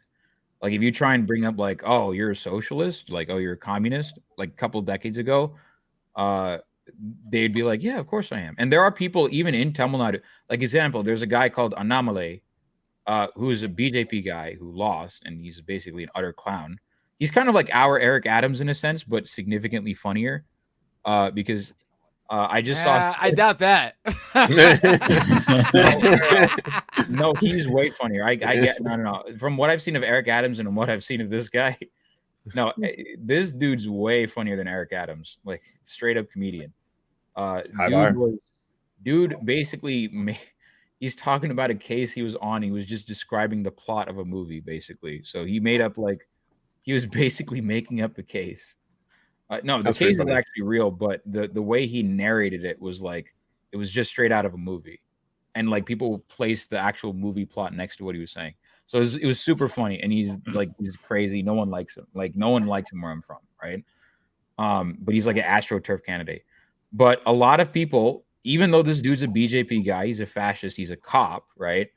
One of the things that people used to praise him was that he's a quote unquote socialist. So for even today, socialism is not a dirty term in India. It's not a very like dirty term in the same way that it is in the United States, right? Communist, socialist, it's not a huge it's not a bad word to say in India in the same sense. But the sort of, there is a kind of Red Scare in India, and that is as a result of the Naxals. And that is because the Naxals have killed innocent people through their activities. Now, again, the Naxals exist precisely due to the horrific conditions partially due to the horrific conditions that the indigenous people of India, the Adivasis, are put through. But part of the Red Scare was sort of due to the some of the tactics that the Maoists use in India, the Naxals used. So they use that. So if there is a semblance of a Red Scare, and they're like, "Oh, you're progressive," they'll specifically reference the Naxals. They'll specifically reference the Naxalites, basically. But yeah, there's a significant amount of nonsense and brain rot. With the whole journalist thing, I remember years and years ago when I was a little thing on at FAMU, the #1 HBCU in the nation, but at Florida A&M University, I had a friend. She was Indian. Can't remember her name because it was so long ago. We were new. We were like 19-year-olds in our class, and we would take journalism courses, and a lot of, it's predominantly Black university, but we took her on. Loved her. She was from India. She literally came to come to the school to study journalism. Her dad was not here at the time, but he did come and get her. She was saying she was afraid because she's not supposed to be studying journalism. It's against like the rules, the law, something like that. She was explaining to us. And then one day she was telling us that she's scared, but she just wants to finish the program at least. And one day she told us, like, I probably won't see me because my family, my father specifically doesn't want me to do it. He's been getting word back, and they're finding out what I'm doing. And so I have to go back. I can no longer study. One day we came back and she was gone. Never seen her again. Wherever she's at in the world, I hope she's okay. But that was so long ago. It's horrifying. Yeah. Mm-hmm. Wow. It is an incredibly oppressive atmosphere in India for sure. Like a guy called Stan Swami, who was he was a Catholic priest, or he's a Catholic priest that was actually a huge, like, he worked a lot, especially within the Adivasi community, right? And he worked extensively with them, but because he worked extensively with the Adivasi community, and he tried to uplift their sort of situation, and he tried to help them, right? The government branded him as a Naxal. Right, they branded him as like a Maoist, and they threw him in jail using the UAPA, and he died. He's like a 70, 80-year-old man. Like he's struggling. He was just doing his thing, and he was trying to He was just trying to, you know, work with indigenous people, and the conditions of the indigenous people are bloody awful. Just for the record, right? What was it, Keystone XL pipeline, where the pipeline was directly polluting, you know, Dakota land. Yep. There's a very similar situation happening in the Niamgiri Hills of Odisha, right? And there's an indigenous group of people called the Dongriakons, and basically their rivers are being polluted because of they're mining. This company called Vedanta is actually mining. It's a huge mining company in that region. So they were mining in that particular, I guess, indigenous group of people's region, the Niamgiri Hills. The Niamgiri Hills are like, for these people, they're incredible. Like it's religiously important. It's incredibly like, you know, it's incredibly important, right? And it's religiously important. It's their land, right? But because of partially because of Modi, and Vedanta is one of the companies that gave, you know, hundreds of millions and of Indian rupees to the Modi government. They've been polluting the river, and they're getting poisoned as a result of it. And so that leads people from, I mean, Dongriakons are not necessarily associated with the Maoists. The relationship with the Adivasi, between the Adivasis and the Maoists is a bit more complicated. It's not as like open as like, it's not directly it's not as directly connected as many in the chat are saying. It's not like, oh, all Adivasis are joining the Maoists or whatever. It's not like the Maoists are like the only vanguard of the Adivasis, because there's multiple different Adivasi groups. It's silly to say. But the Dongriakons have been resisting in their own particular way against the government. But the Stan Swami went to go help some of these people, these indigenous Adivasi people. He got thrown in prison, and he died in prison because they I think it was like he needed diabetic medicine, or he needed dialysis or something, and they denied it to him, and they repeatedly engaged in custodial violence against Stan Swami. And he's a 80-year-old man. Jesus. That's how. So that's the level of like. There's also cases like Bhima Koregaon. There's multiple cases that there's multiple people that were like another case where it's not journalism per se. One of the most high-profile cases in India of a guy being locked under this UAPA law is a guy called Umar Khalid, and Umar Khalid was a guy at JNU. He's a communist dude, right? Wonderful leftist guy, right? He was a Parkinson's. Thank you. He had Parkinson's disease, but they denied him medicine basically. They denied him medicine in prison, basically. Umar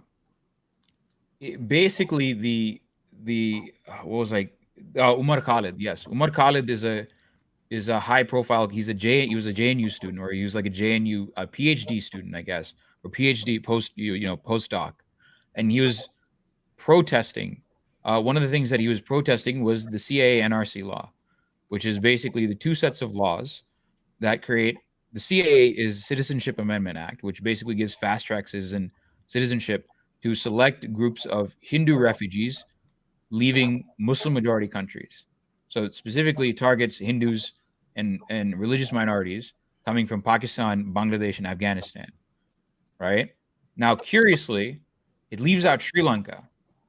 And Sri Lanka is actually, out of all the countries in South Asia, Sri Lanka is the one country that has actually committed a direct genocide, a straight up, no holds barred genocide, and continues to commit a straight genocide. Exactly what you're seeing in Gaza right now. They did the same thing 15 years ago against the Hindu minority. Or against 15 years ago. They did this 15 years ago.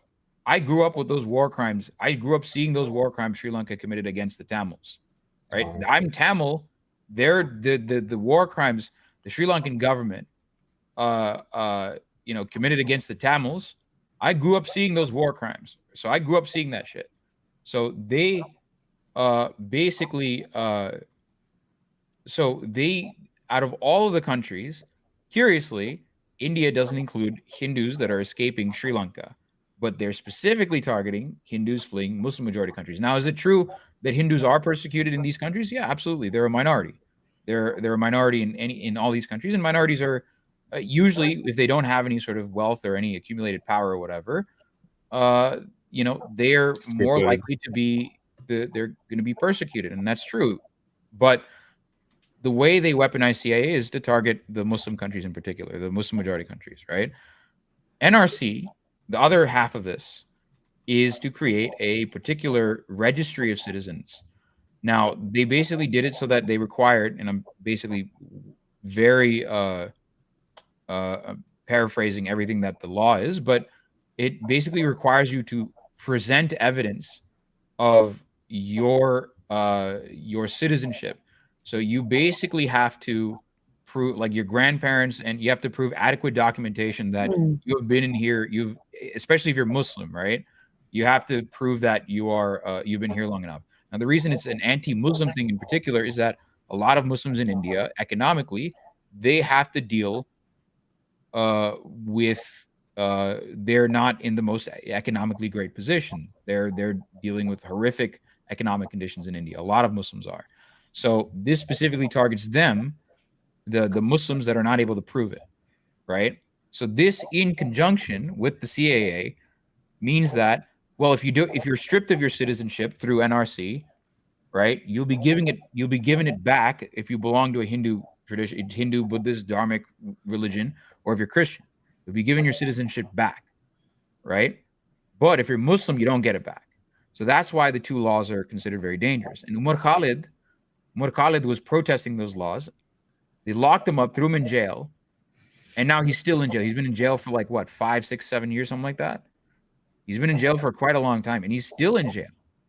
There has been no, like, he's been demanding bail for the past, like, they just recently, the Supreme Court just denied his bail, and they didn't want to hear any of it. And there's also, and it's not just journalists, by the way. They straight up arrest politicians.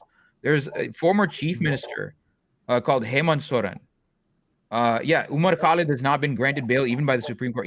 His bail has been denied. They wouldn't even hear his case. Umar Khalid wouldn't even hear his case at this point, right? Sorry, the Supreme Court wouldn't hear Umar Khalid's case at this point, right? And then there's Shaheen Bagh. There's multiple pogroms done by the Delhi government as well. So with all of like this, you have the media's role, you have politicians' role, you have the leader's role, and stuff like that. Someone in the chat, Hypno Amber, asked, "What is social media's role in Indian politics? Like politics in India? Like how does that affect?" Sorry, I just saw a chat. I cannot help myself. I'm a streamer. I read chat. I respect that you're honest about historical facts, even though you soft on Modi. What? When have I been soft on Modi? He called him a Nazi earlier. I called him a Nazi. What? No, yeah, what are you guys talking about? Yeah, he said he was bad, but not, as bad as other people. But what is social media's role in? Because I know there's a limitation, there's restrictions when it comes to journalists. So what about on social media? How does that work with Indian politics? So BJP has their own. Okay, so this goes back to the Sangis in Palestine, right?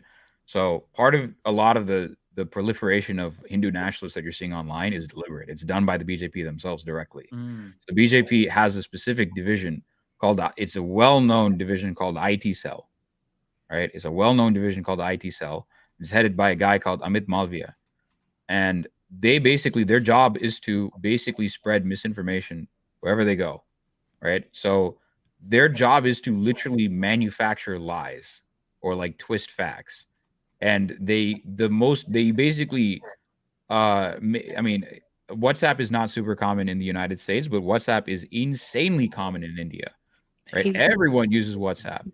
I think they also use it in Haiti, right, Rebecca? Absolutely. That's my mom's goal. She don't know how to use no kind of text message, no nothing, but she know how to use WhatsApp. Exactly. I use WhatsApp everywhere, but in the US. Honestly. It's massive in the UK as well. I use WhatsApp. I use WhatsApp. Yeah, I use WhatsApp. Yeah. Oh, I didn't know that. Yeah, Everywhere like, but America. basically the idea is like they deliberately spread misinformation on WhatsApp. Yes, they do. And they specifically do that. And a great example is like they'll doctor evidence basically, and they'll spread like nonsense about, oh, this Muslim lynched like this Hindu or some nonsense or whatever. There's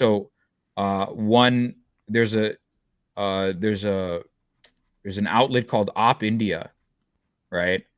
And Op India is basically Indian Stormfront plus Breitbart, basically. That's what Op India is. And to give you an idea of how horrific these people are, they quite literally made up a story about human sacrifice, Muslims sacrificing like children in Bihar. And it was so egregious that they were that in FIR, First Information Report, which is like they don't have those in the United States, but it's basically like a police report that you can, submit into the police department, basically saying, hey, can you investigate this, right? So that's a FIR, right? So an FIR was placed on this organization. Now, think about how heinous an organization you have to be to like have an FIR slapped on you in Modi's administration, right? So Op India is an organization that has specifically so Op India is like churning out these news stories, and Amit Malviya and the BJP IT cell will spread these fake stories either from Op India or Swarajya magazine or whatever the fuck. Jaipur Dialogues is another one of these like pro Modi guys, and it goes even deeper than that, because Jaipur Dialogues and a lot of these like organizations, like there's a college organization called Hindus on Campus, right? And they're like supposedly like a grassroots Hindu organization. Complete bullshit. If you look below far enough, there's RSS backing, there's VHP backing, there's Hindu nationalist backing. Bullshit. They're funneling money back to these organizations. Oh wow. The VHP is sending money over here, and then they're sending money back to the VHP as well. The same thing with Hindu American Foundation. Hindu American Foundation is also one of these so-called like Hindu rights activist organizations that is like, again, what you'll see a lot of is they'll appropriate either liberal or even leftist anti-imperialist language to further their own fascism. So it's like, how dare the West lecture us on, or like, oh, we Hindus are, we are like, they co-opt a lot of talking points to be like some like to spread their own nonsense, basically. But yeah, like, so the social media, at least from the BJP and RSS and VHP and all of the Sangh Parivar side, goes incredibly deep. And there's a law that was passed that the BJP basically passed, or I think it was in Parliament or something. I don't remember the status at this point. I'm like super tired. But basically, well, Kavernacle's up at 3:30 a.m. I think, if I'm not wrong on the time, right? No, it's 10:33 here. Is it? No, I was talking about Kavernacle. He's muted. I can't hear you right now. You muted your account, but I think it's 3:30 in England. Yeah, it is. I don't want you to hear me breathing if I start. Yeah. The heavy breathing was coming in because maybe he's tired. He is tired.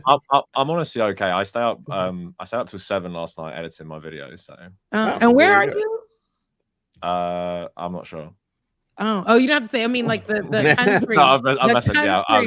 Yeah, I'm in England right now. Oh, okay. Well, I mean, your accent gave it away, but I just couldn't. I can't just be like, oh, that's where you are. Just I wouldn't. But yeah, okay, gotcha.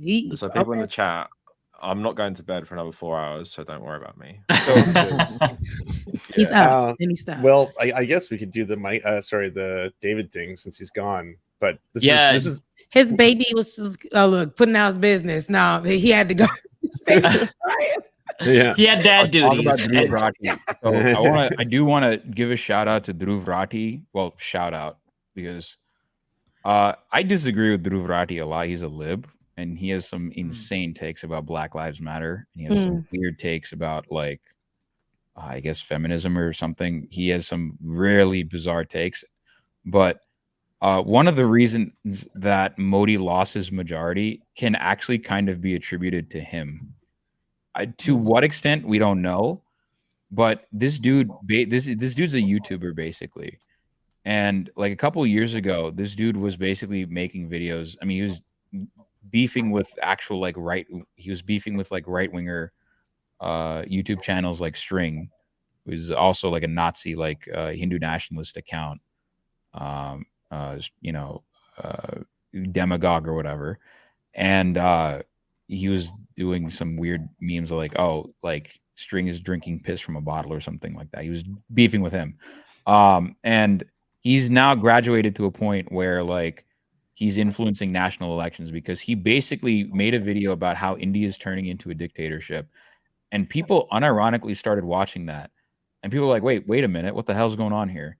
And the thing is, he does a lot of lib whispering. So he does a lot of lib whispering, and so he's able to basically convince a lot of people that would normally be on the fence, that would just default vote for Modi, because Modi originally was like for a long time, basically the consensus was that the overall sentiment was that Modi was the only option, and that's part of why Modi like crafted the image that he did. Right, of like, oh, he's just obviously he's a very good guy. What do you mean? He's a wonderful, like, he's the only option. What do you mean? So that's partially why he didn't delve into he wasn't the one that did all the Islamophobia. I mean, he did engage in Islamophobia for sure. It's not to say that he didn't, but there was an image that he had to maintain basically, right? Among like he had to maintain this like Vishwaguru, like, saintly almost image of himself, and this one video kind of cracked that a little bit, and that succeeded followed by the manifesto set forth by the Congress Party, which is arguably one of the most progressive manifestos I've seen in India, or at least from Congress from a while, right? At least from a liberal party like Congress, for sure. Right. And there's a lot of, social welfare. There's a lot of like, social justice. There's a bid to increase reservation or remove the limit from reservation entirely, actually, from affirmative action. They wanted to actually sort of fix the root cause of the farmers' issues, which was a minimum viable price, according to the Swaminathan Commission. Right, they wanted to make sure that farmers could actually sell their crops, especially in places like Punjab, at a competitive price, right? At a relatively competitive price, so that they can live.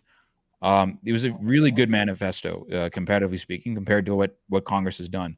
So Dhruv Rathi, this YouTuber dude, coupled with the Congress manifesto, really, I think those were two of the factors that actually, led to Modi taking this, huge fat L. I think it was that manifesto plus this, because you had people in the streets saying like, oh, like you had like, so you also have like random like upstart YouTubers that will just like interview people on the streets, like, hey, what do you think of Modi? What do you think of this? Oh, don't you think that Modi is like the best leader ever or whatever? And don't you think Muslims are bad and Muslims are here they're just making babies and like they're trying to replace the population or whatever?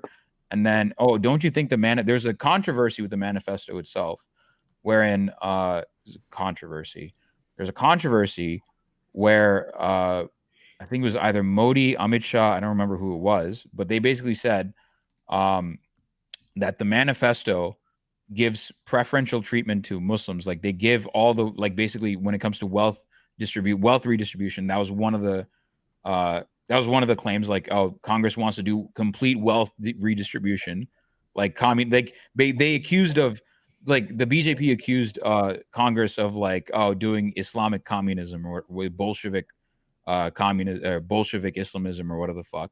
It sounds like the fear mongering about immigrants here, like how they're getting all these social safety net benefits and whatnot, at least similar.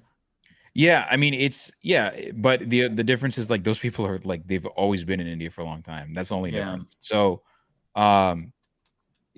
but then what was interesting to see was that during the election season, just before the elections actually started, you actually had people pulling out who had printed out the Congress manifesto, and these are people like there's some people that were like in the core BJP voter base, all else equal, right? When asked, like, oh, do you think that the Congress manifesto is like overtly helping Muslims or whatever? They whipped out the manifesto and they literally retorted to the interviewers saying, hey, where does it say Muslim here? Where does it say Muslim? Where is it Muslim? Where does it say Muslim? And you had other people in the streets quite literally saying, well, this is how I know all this fucked up shit is happening, because I watched the Dhruv Rathi video. Right? I watched this YouTuber's video. So that was a really interesting thing to see. It was a really, I mean, in a sense, heartening thing to see that people are changing their minds and people are capable of change. So there was a very heartening thing to see. Yeah, so I just wanted to mention that for a second, because that was one thing I did notice. And yeah, like you saw this really weird, Titanic shift. You had this weird Titanic shift in what was going on in for the past 10 years.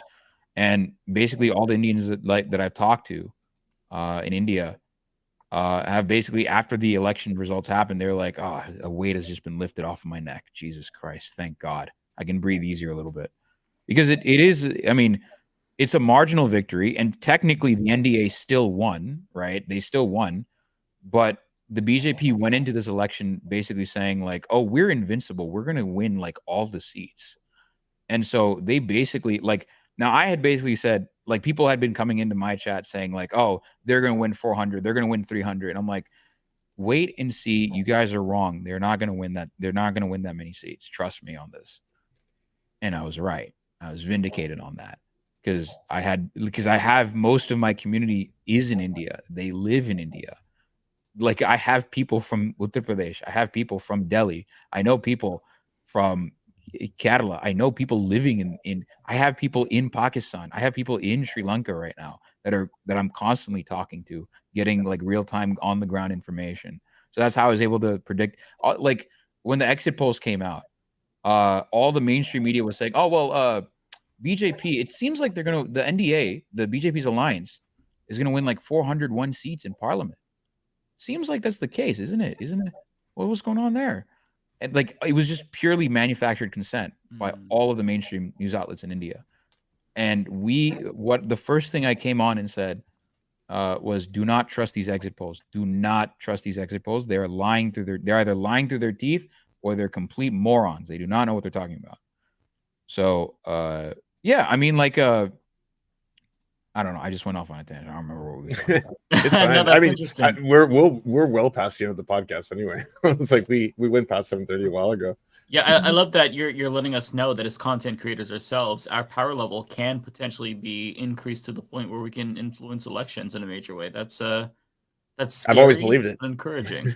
No, it's weird. Like, I usually am not the kind of guy that's like, oh, you can't influence elections. In America, I feel like in America, in the US, I feel like there's a lot more of a stranglehold on elections, and it's like basically the candidates have already been, like, because of the primary process, the candidates have already been picked, right?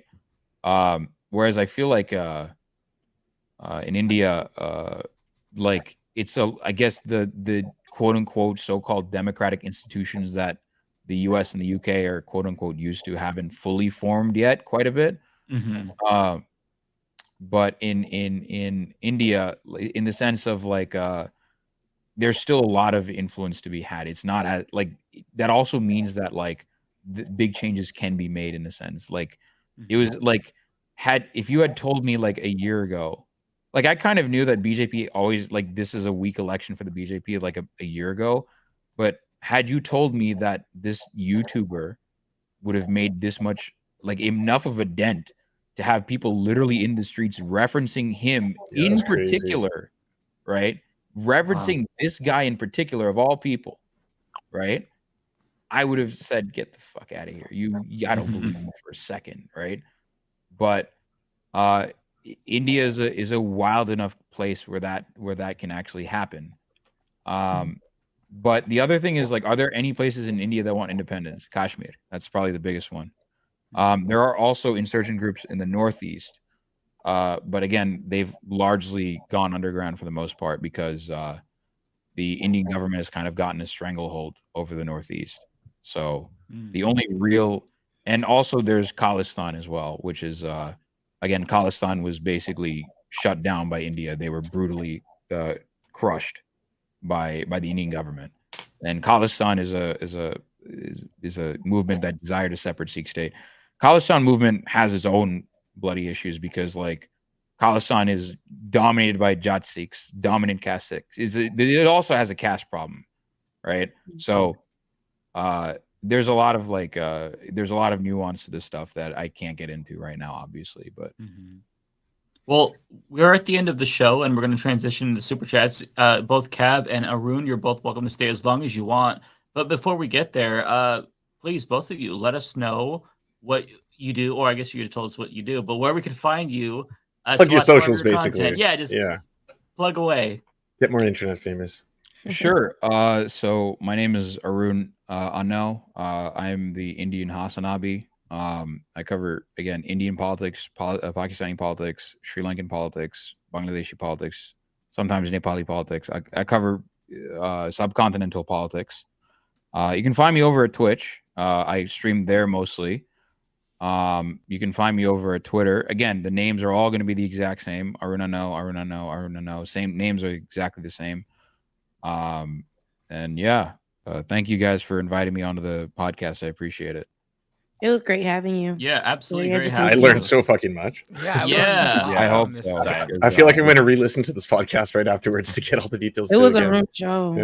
Yeah. It makes you realize how, like, just fucking ignorant you are. Like, this is like biggest country in the world, like, by population? It is now, yeah. We surpassed. I say we, but I'm an American citizen at this point. But like, we as in, yes, India has surpassed China in terms of population. Wow. It is so crazy just because it's like, it's not only the biggest with China, it's like so one of the oldest, like, civilizations we have, like, loads of documents of as well. And obviously because the British colonized it, you think there'd be more of a focus on it.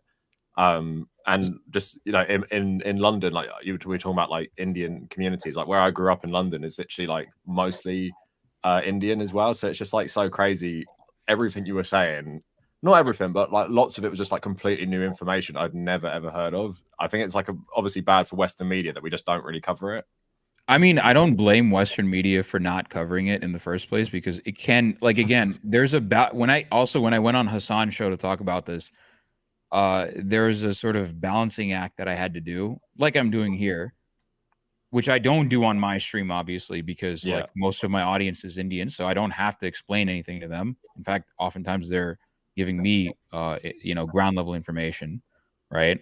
But I don't have to explain the memes about, like, Rajputs. I don't have to explain the memes about, the only time I actually really end up doing that is when I talk about Sri Lanka, because most of my audience, they're not from Sri Lanka.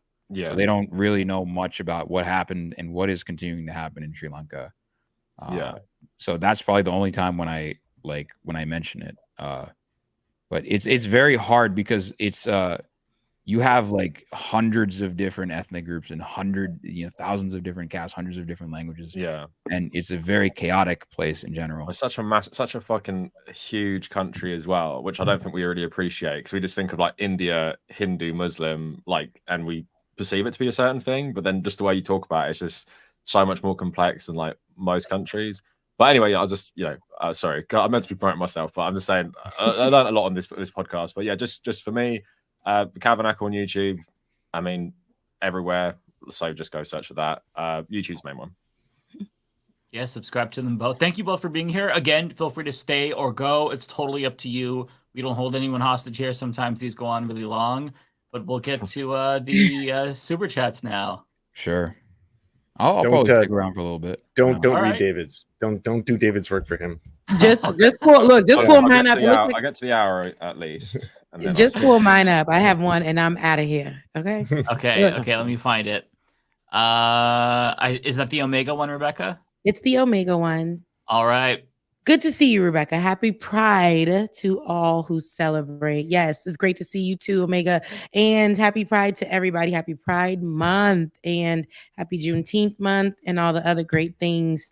Caribbean month. It's a whole bunch of things this month, but we're going to celebrate Indigenous History Month too.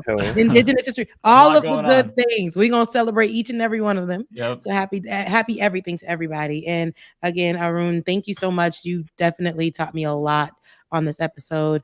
And nice to meet you, Kavernacle. Okay, great to, and I love your accent. All right, y'all, I'm out. Look, ain't got no job, but I'm still out. Take care, Rebecca.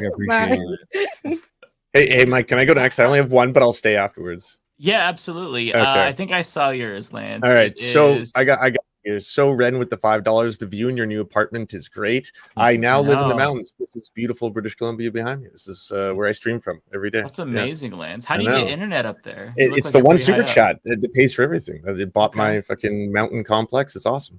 All right, I see you're rocking a shirt. I see some familiar faces on there. This is the episode when we had Olayemi and the Rebecca. original one. Yeah. Nice. Nice. See, the one that goes for a lot of money is the one with triangle head. That one is like it's a limited print.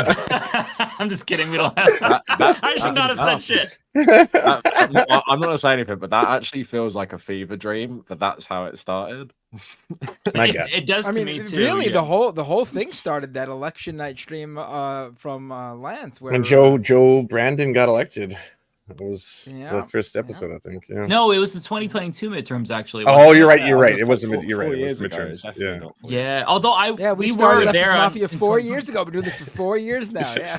I was on Lance's stream in 2020, and I think David was too. So it was similar, but we just never did anything after that. We fucked off. And I fucked up. All right. So. All right, take it away. We've got this one from Kowalski. This is either for David or Matt. This is for me. Kowalski with the $10 super chat. Thank you so much. 80 years ago today, the Antifa armies of the world conducted one of the largest military operations in history. Soviet, Brits, Americans, French, and even Canadians formed the UN Antifa army. Oh. Enlist today.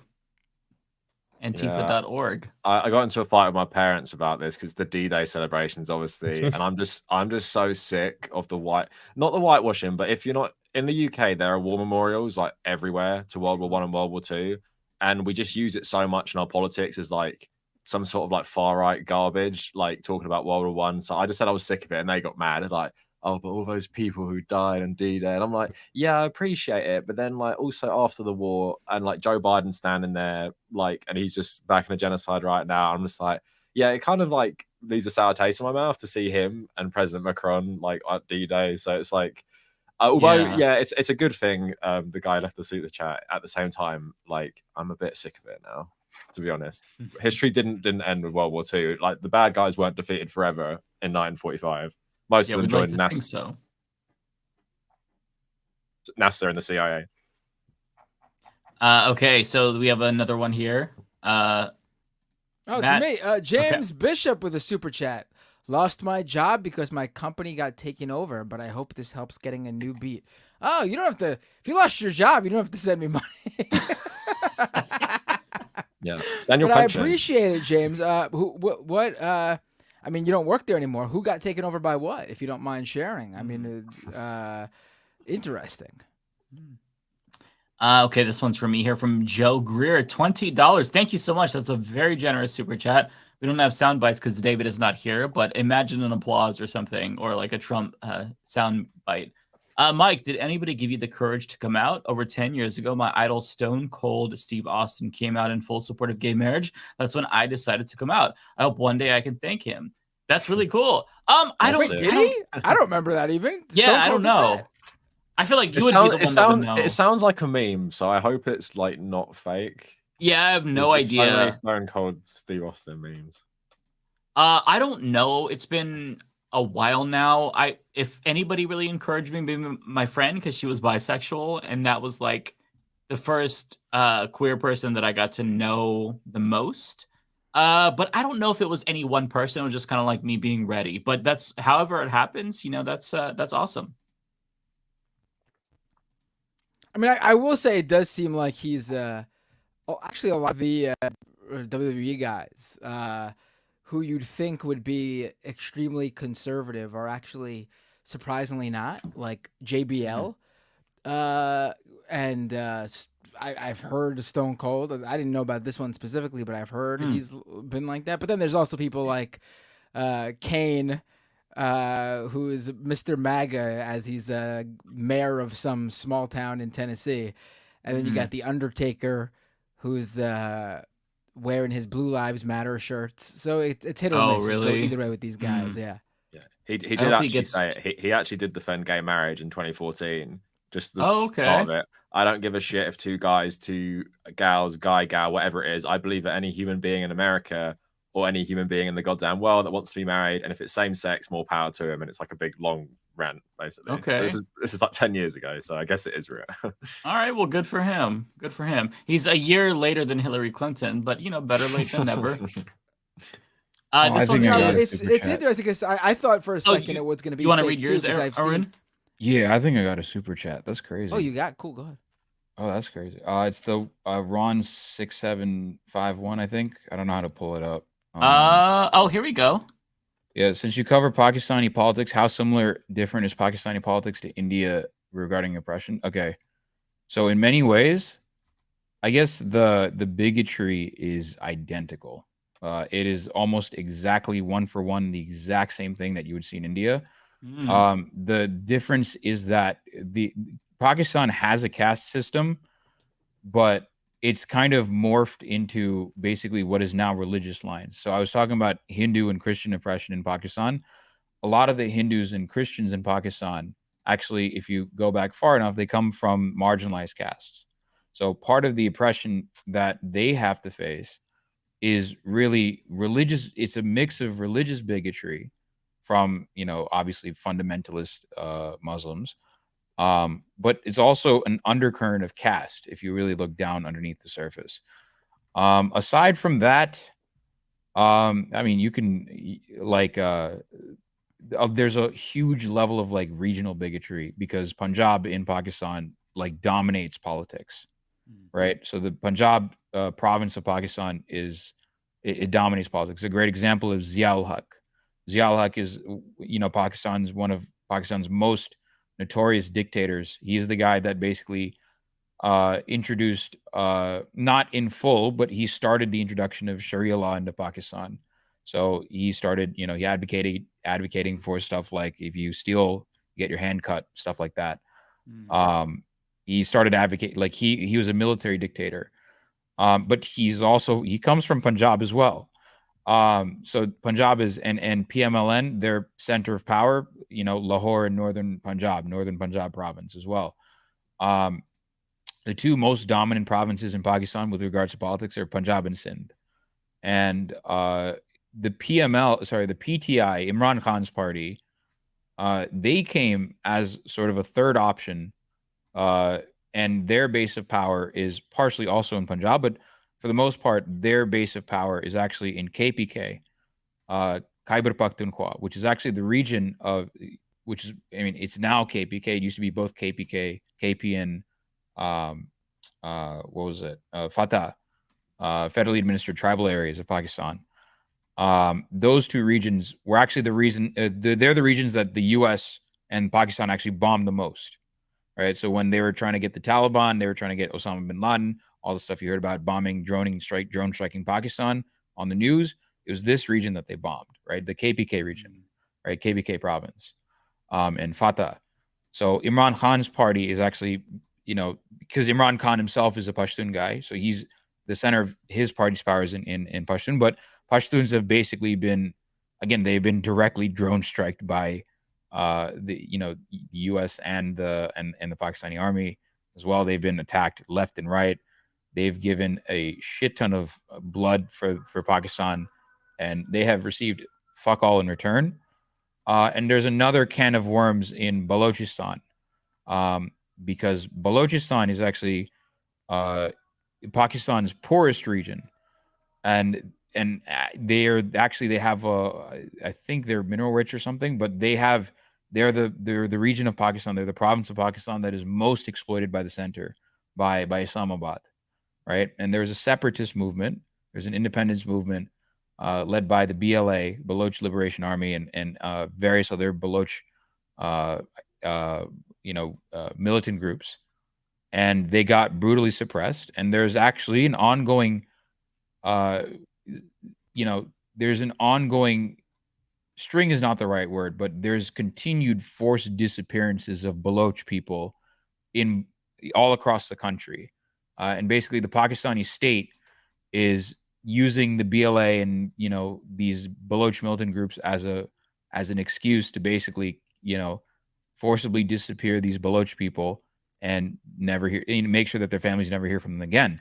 And it's basically a wholesale genocide that the Pakistani government is committing against the Baloch people, and it gets underreported. No one talks about it because again, the only country that has like really a vested, quote unquote, vested interest in quote unquote helping the Baloch would be India, because again, it's a way of countering Pakistan. But and Baloch people are not only oppressed in Iran, for the record, as Pakistan, they're also oppressed in Iran as well, because Balochistan in Iran is also the poorest country in that poorest region in that country too, right? And so both Iran and Pakistan have taken turns basically abusing the Baloch people and brutalizing them for decades at this point. And then there's also there's an ethnic group called Saraikis, whose entire existence is denied by Punjabi nationalists. Because Punjabi nationalists basically say, hey, you Saraikis are not anything different than Punjabi, so your entire identity is fake. You're Sindhis, you're settler Baloch. I have seen, no joke, I have seen Punjabi nationalists accusing this ethnic group of being basically Zionists, settling on Punjabi land. Even though it's their land, they're native to the areas around Multan, in what they call Saraiki Vaseb, right? So they're native to that region, but they've been continually denied by Punjabi nationalists. And then on top of that, so this is just regional bigotry. And then we haven't even gotten to the kind of bullshit that Pakistani-controlled Kashmir has to deal with. Because Pakistani-controlled Kashmir cannot vote in national elections. They are literally second-class citizens. They have their own sort of local parliament, local legislative council, but it's basically run by the army.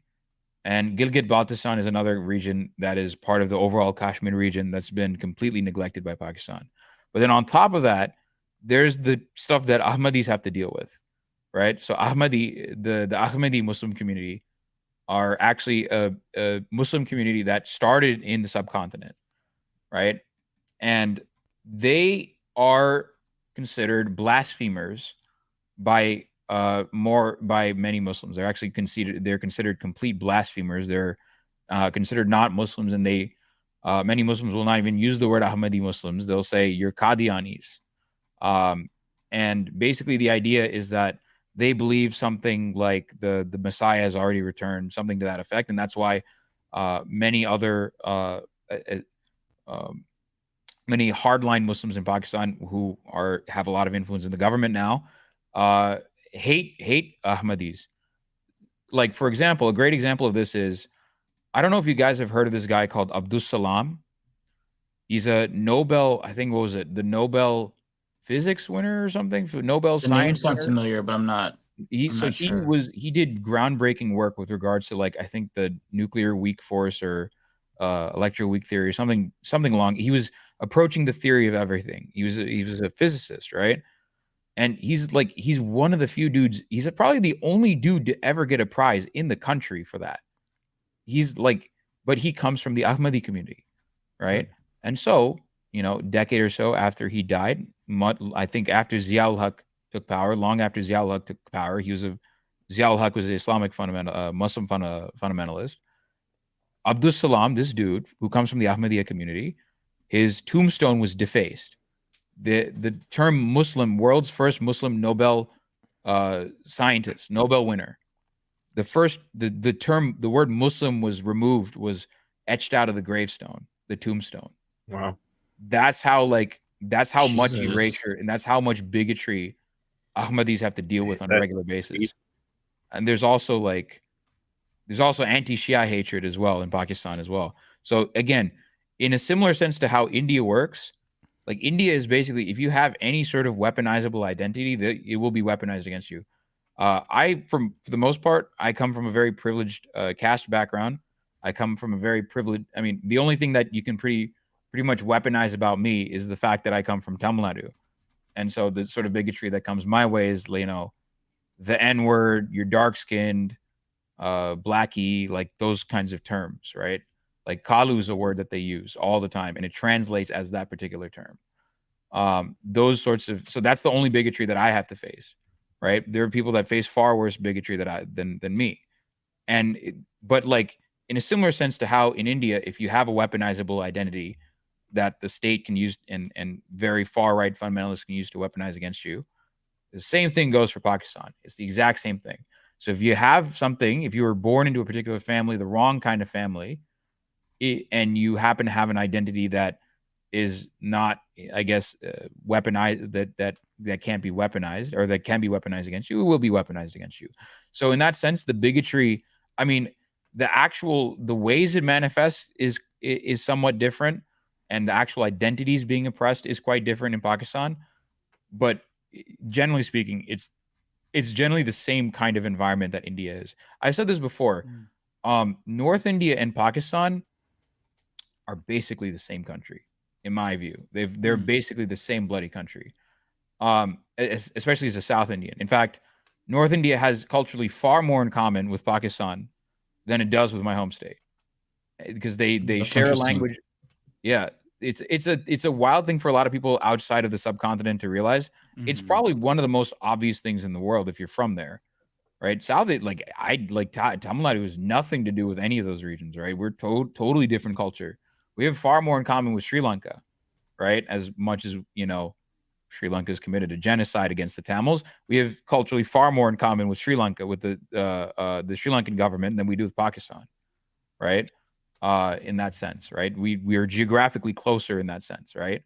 So, yeah, that's a weird thing that it's a weird thing for people outside the subcontinent to come to grips with, but that's like, yeah, it's very similar. The kind of bigotry that is faced in Pakistan, that people face in Pakistan, is almost the exact same kind of bigotry.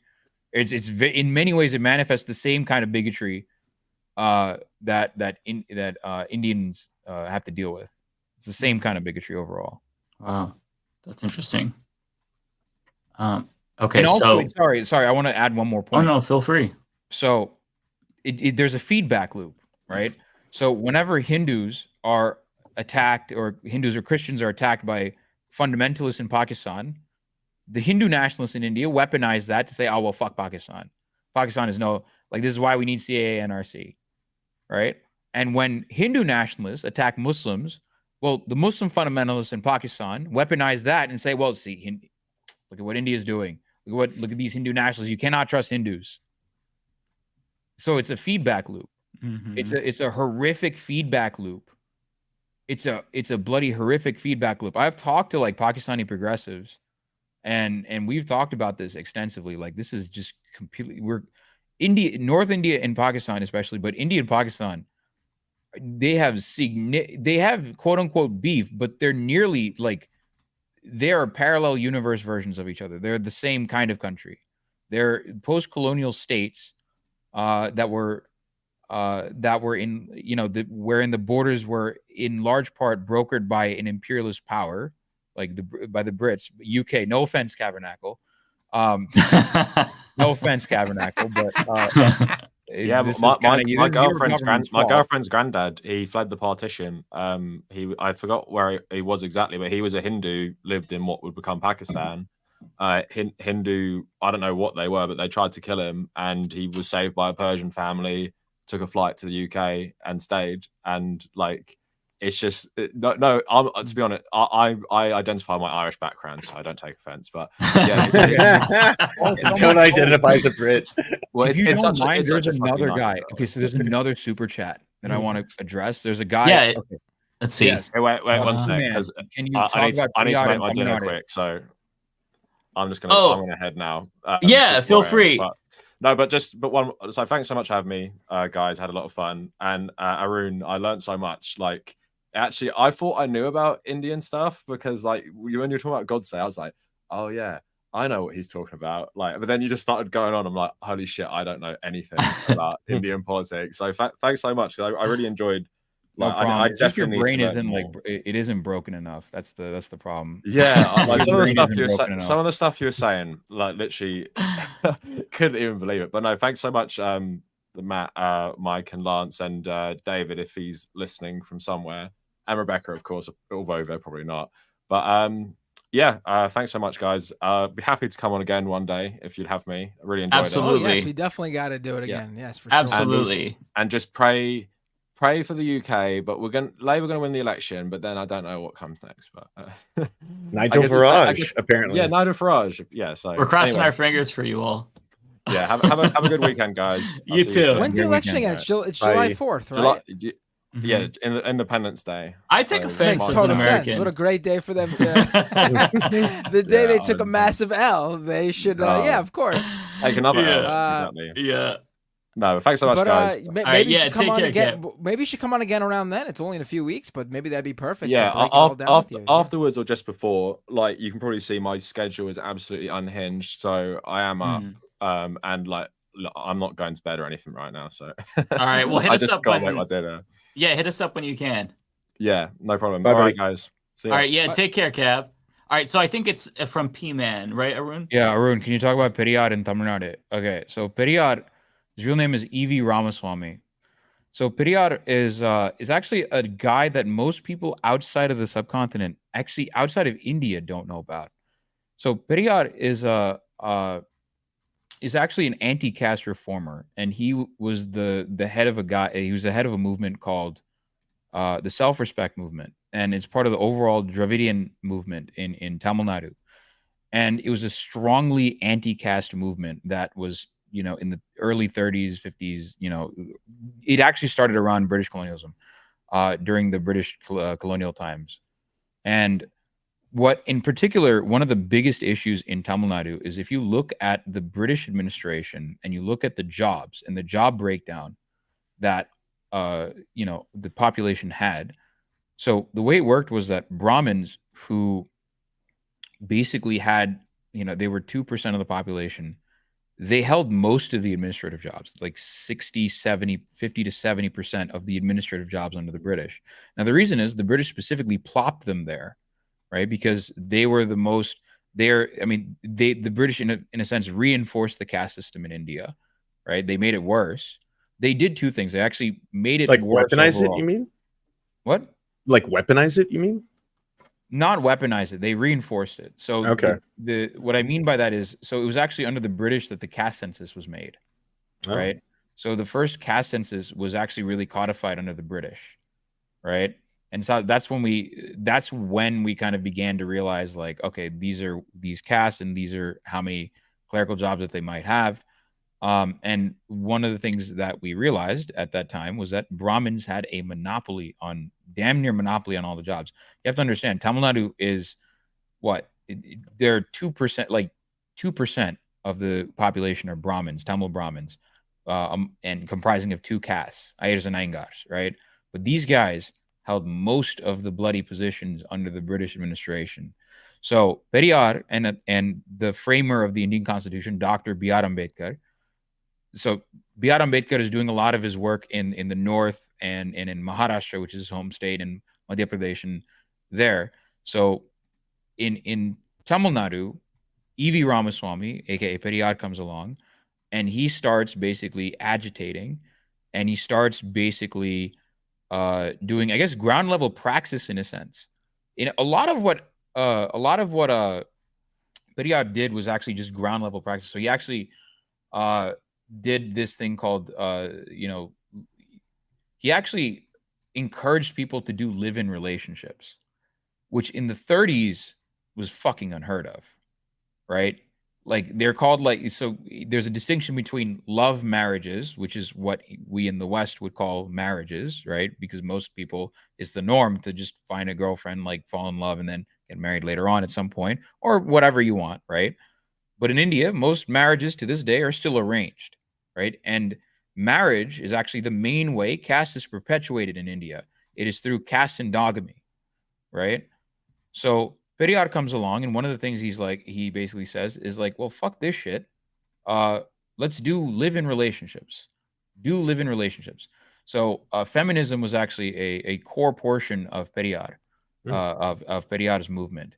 And to this day, he's transformed Tamil Nadu, the home state of Tamil Nadu, my home state, to a point where you cannot badmouth Periyar if you want any. Like, that's how much of an impactful figure he is in the home state in Tamil Nadu, because you cannot badmouth him if you want to get elected. You are screwed if you badmouth him, if you shit talk him.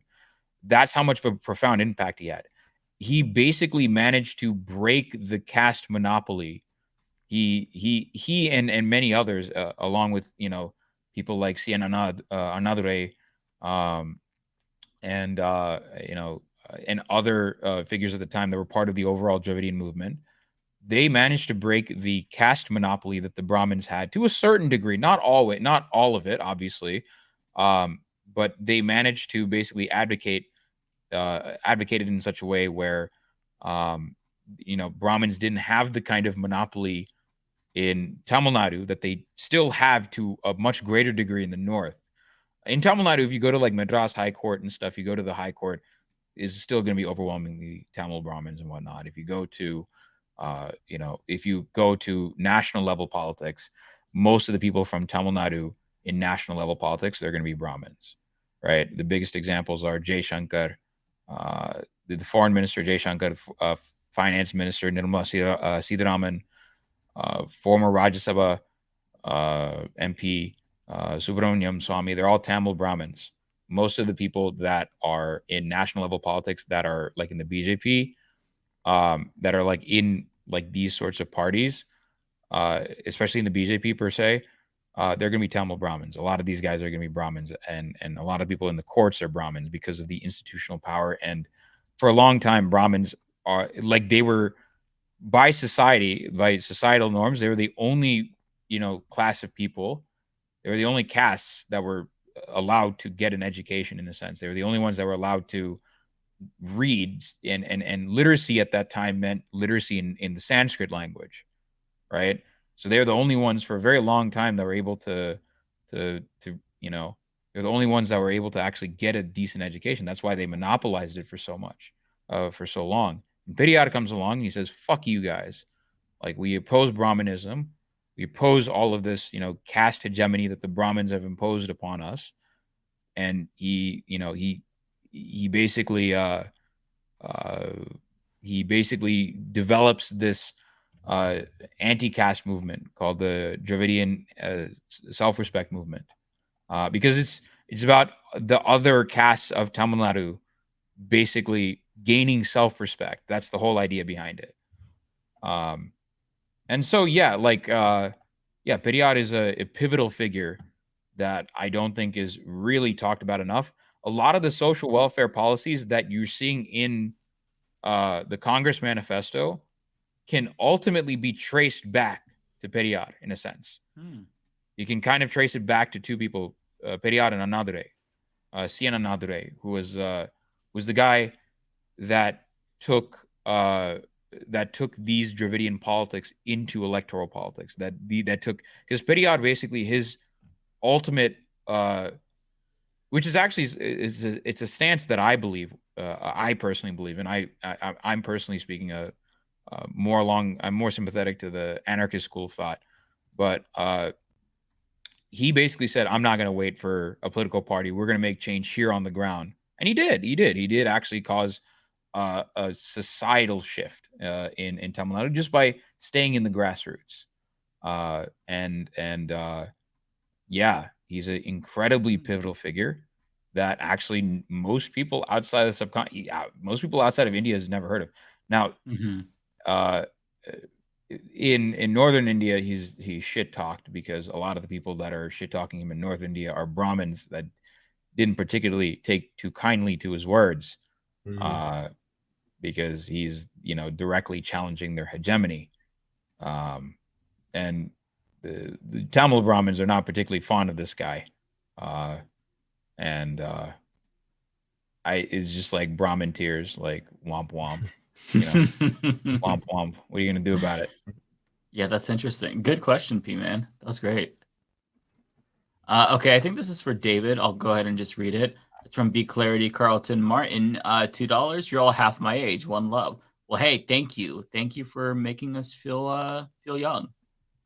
Another one for David here from Kowalski, $9.99. David out here like I'm too old to work out, a sign of a weak bloodline. Oh, damn.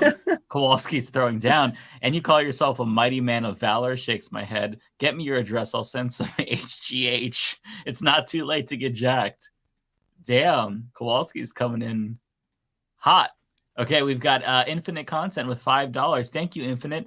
Yo, there was a ruling in an MS federal court saying qualified immunity is unconstitutional, could change policing in the United States. I've not heard of this, but that is absolutely massive. I'll look into this. That's actually an encouraging piece of news from the U.S. court system. Unfriend the Atheist with $10 says, hello, humans. Hello, Unfriend the Atheist. I really appreciate that. We have, I think this is for either David or you, Matt. I guess it's for David. Okay, so it's from Bennu in Space with $5 Canadian. Please talk about the Intercept's article on Biden's leaked plans for Israel. It seems to be true based on Biden's statements and the Saudi arrests. I personally cannot speak to this because I have not read that article. I'm not sure if any of you are familiar with it. Yeah, so unfortunately, I'm guessing David covered the. Yeah, we cannot talk about this. But shout out to the Intercept article. Go check that out because I don't want to speak on something that I don't know about. I'm just looking it up now, though, just for later. Yeah, for sure. It seems important. We've also got Tokyo Hans. This is for you, Matt, I believe. You skipped somebody. Did I? BC Clarity. BC Clarity. Oh, this is the. This was for you. I thought it was for David Doel. Okay. Oh, you read it? Yeah. I thought this was for my David bad. Doel. I heard you say David, so I tuned out. Okay. How dare you accuse me of skipping BC Clarity? I think this one is for you, though, right?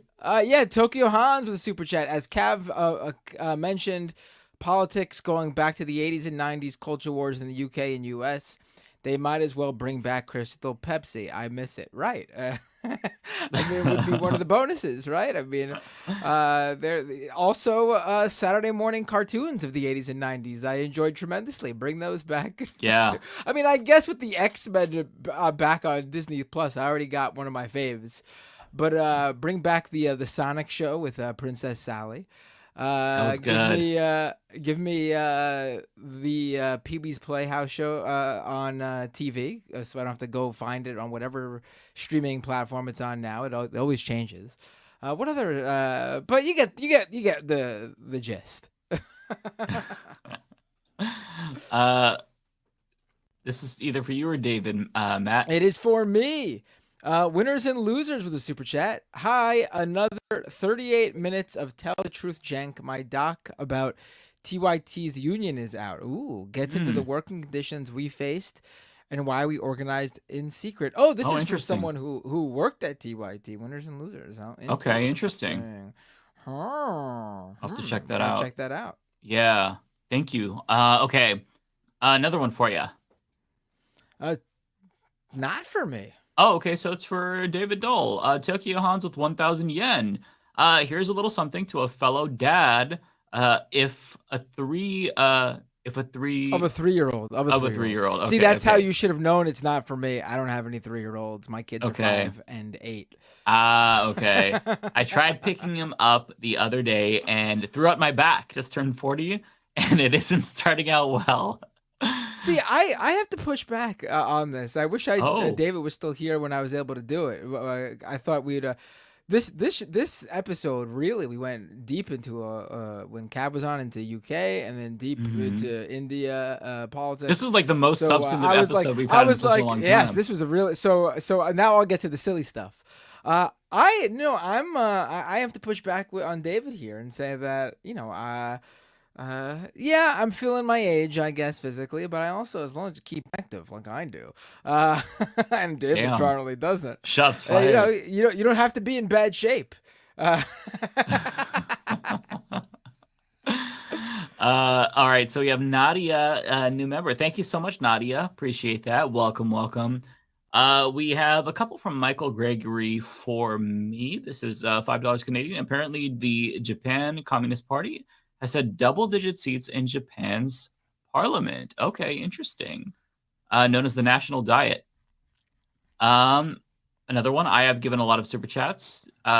Zach and Gavin's the Vanguard. Well, hey, that's money well spent because they're great kids. Those are my nephews, by the way, if people don't know. We're actually related. What? Really? I'm just kidding. No. Oh my god! I was like, I had no idea. Yeah. I call basically anyone who's younger than me niece or nephew because I got a lot of nieces and nephews, so I'm Uncle Mike to a lot of people. I'm kind of dating myself by doing that, but another one from Michael Gregory. I'm a Leninist, Trotskyist, and a supporter of a group called Bolshevik Tendency. Well, good for you. Thank you for the super chat. This one's for you, Matt. That is for me. Rolando Capalleja with a $10 super chat. Thank you. Matt, please accept this super chat as condolences to York Rangers season ending. Defeat instinct at present, but the pain will heal over time. There is always next year. Yeah, it was disappointing because also I'd done the math. And I was 8 years old when the Rangers won their last Stanley Cup in 1994. And it's been exactly 30 years since. And my son this year is also 8 years old. So I thought if they won this year, what a nice little they won when I was 8, they won when my son's 8. I would have taken him to the parade like my dad took me to the parade when they won, but I guess we can't do that. It happens. At least NYCFC in MLS is all of a sudden on a 8 out of 9 game winning streak, and coming up after Messi's Inter Miami. So I still got them to pin my hopes and dreams on. All right, thank you, Palgarith Sorceress Dragon, for becoming a member. We've got one from another one from Michael Gregory, $5. Thank you, Michael. I'm from and live in British Columbia. There are lots of Sikhs in Vancouver, and 3 in particular. 6, excuse me, in Vancouver. Very cool. Yeah, one of the other serfs who does YouTube videos with me, him and his family are Sikh. Oh, that's cool. Yeah. Oh, very sure. nice. That's dope. Yeah. Yeah, I have some tea on the Sri Lankan the Sri Lankan communist parties and the Indian communist parties, but that's like maybe for later. But it's not good. It's not good. Don't put your hopes in. They've done some clownish shit in the past, or they sometimes continue to. Especially the Sri Lankan communist parties. They're fucking clowns. They're all clowns. The highest order. So's the Canadian one. So I mean, I don't use this term lightly, but the Sri Lankan communists are basically Nazis. Oh, okay. Wow, that's not the tea I was expecting. Holy shit! That's not the Canadian one. Nationalists, especially chat. Sri Lanka is a different country from India, just for the record. Because I've had people I've talked about Sri Lanka before. And I've had to basically and they've mentioned Gandhi, and I was like, wait, you realize Gandhi's India, right? Gandhi's a different country, right? So I've had to explain to them no, Sri Lanka is a different country, but the Sri Lankan communists are pure and utter clowns of the highest order. They've been captured by they've been captured by the Sinhalese nationalists a long time ago, since the 80s actually. Wow, they've been captured for a long time, and they're it turned like later on in like the early 2000s, they ended up becoming the largest, they ended up becoming some of the largest cheerleaders for literal war crimes. So, well, that's not good. Yeah. So there's tea on like so I like, obviously I don't subject the communists in this region to nearly the same level of scrutiny that I do the liberals, and even more so the conservatives, right? The Nazis of the region. Except for the Sri Lankan communists, because they basically are indistinguishable. All the parties in Sri Lanka are nationalist to some degree. They're all the same. But in India in particular, the biggest problem with the communist parties is that they're controlled by the upper castes. So they've, especially if you go to Kerala, which is often paraded as like this bastion of like communism or whatever. One, Kerala is not, I mean, it is progressive in relation to the northern states. It is. It is progressive in relation to the northern states. And it's not to say, I want to be clear, this is not an anti-communist rant by any stretch of the measure. Like, no, I don't think it is at all. You're just pointing out the fact like some people are socialists and some are national socialists, right? No, like, it's just because it's in the name, right? Like, well, yeah, it's more like it's well, I mean, these are communist parties. Like, they're not like they don't call themselves like national socialists. They're communist parties, right? For the most part. But you're saying they don't behave in any way. Yeah, like, the communism. They're I'm criticizing them for being reactionary. I'm not criticizing them for being left. I'm criticizing them for being that's what I mean. Yeah. For Americans who don't know, it's like a MAGA communists here, but much worse. Oh, it's not like MAGA communists. It's not even like that. It's just like because India is significantly more socially conservative, and this part of the world in general is significantly more socially conservative. A lot of the social conservativeness seeps in even into the Communist Party.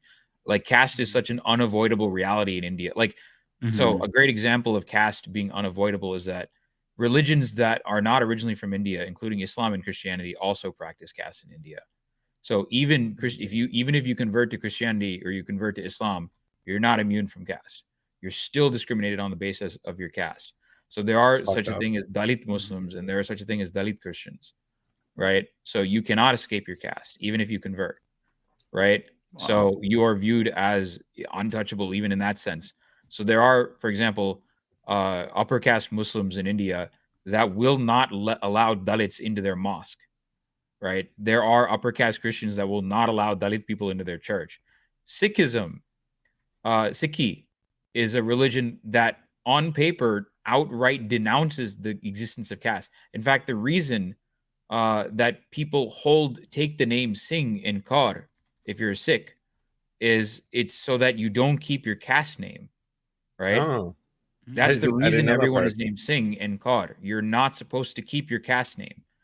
The problem with that is even Sikhs practice caste, and that is a religion that ostensibly outright says no caste. You should not be practicing caste. Everyone's equal, right? That is a religion that ostensibly says, caste is bad, but you still have the existence of Dalit Sikhs, right? That's a thing, right? So caste is such a pervasive problem in India that it affects even the communist parties, right? So the communist Party to this day is still run by a Brahmin, right? It wasn't until I think last year or 2 years ago that a person from a Dalit caste, a very oppressed caste, made it into the Politburo, or made it into, I think it was the Politburo, right? It was only recently that they made it into the Politburo, because at the cadre level, there is caste discrimination. There's also a cadre level example of basically people will often in a line, there's like a range of Dalit candidates that can rise up the ranks to become, be posted in various positions in the Communist Party, right? But oftentimes there's a practice in the Communist Party where they pick the most incompetent of the people from the marginalized caste, and they take that as the fall guy. And once that guy inevitably fucks up, they're like, oh, see, this is why you can't, you can't hire people from, you can't bring people, you can't promote people from this bunch, from this caste or whatever. So that's a common like ground level thing. It's not well reported on, But so what take what I said about this practice with a huge grain of salt. This is me, saying what I've heard from the grapevines, from my Malayali friends, right? This is a practice that has happened before. So caste is such a pervasive problem in India that even the Communist Party is run by the upper castes, right? There's very few parties, aside from the Ambedkarite parties, that are run by Dalits that directly attack, that whose main thing is to attack caste in India, right? Unless it's those parties, every party in India has a problem with caste. Even the guy that runs my home, the party that runs my home state, the DMK, right? Chief Minister, the leader of my state, by the way, is named Stalin. Like his name is Stalin, MK Stalin. His party are basically social democrats, liberals, capitalists, right? They recently tried to pass a law that would extend the working day to like 12 hours instead of 8. They used to be progressive at some point. Yeah. Very stupid. Not a subtle at all. By the way, that's the same policy that BJP, has done. So for the record, it took liberals and communists to team up and outflank them and say, like, what the fuck are you doing? But even the DMK has problems with caste, and their DMK is actually their party that more directly attacks, caste, that more directly attacks Brahminical hegemony, because there's a huge problem with dominant castes in Tamil Nadu. No, not Brahmins per se, but the landed dominant caste of Tamil Nadu basically having a huge presence in DMK as well. There's a huge problem there too. So that's how pervasive caste is. Even the communist parties aren't safe from it.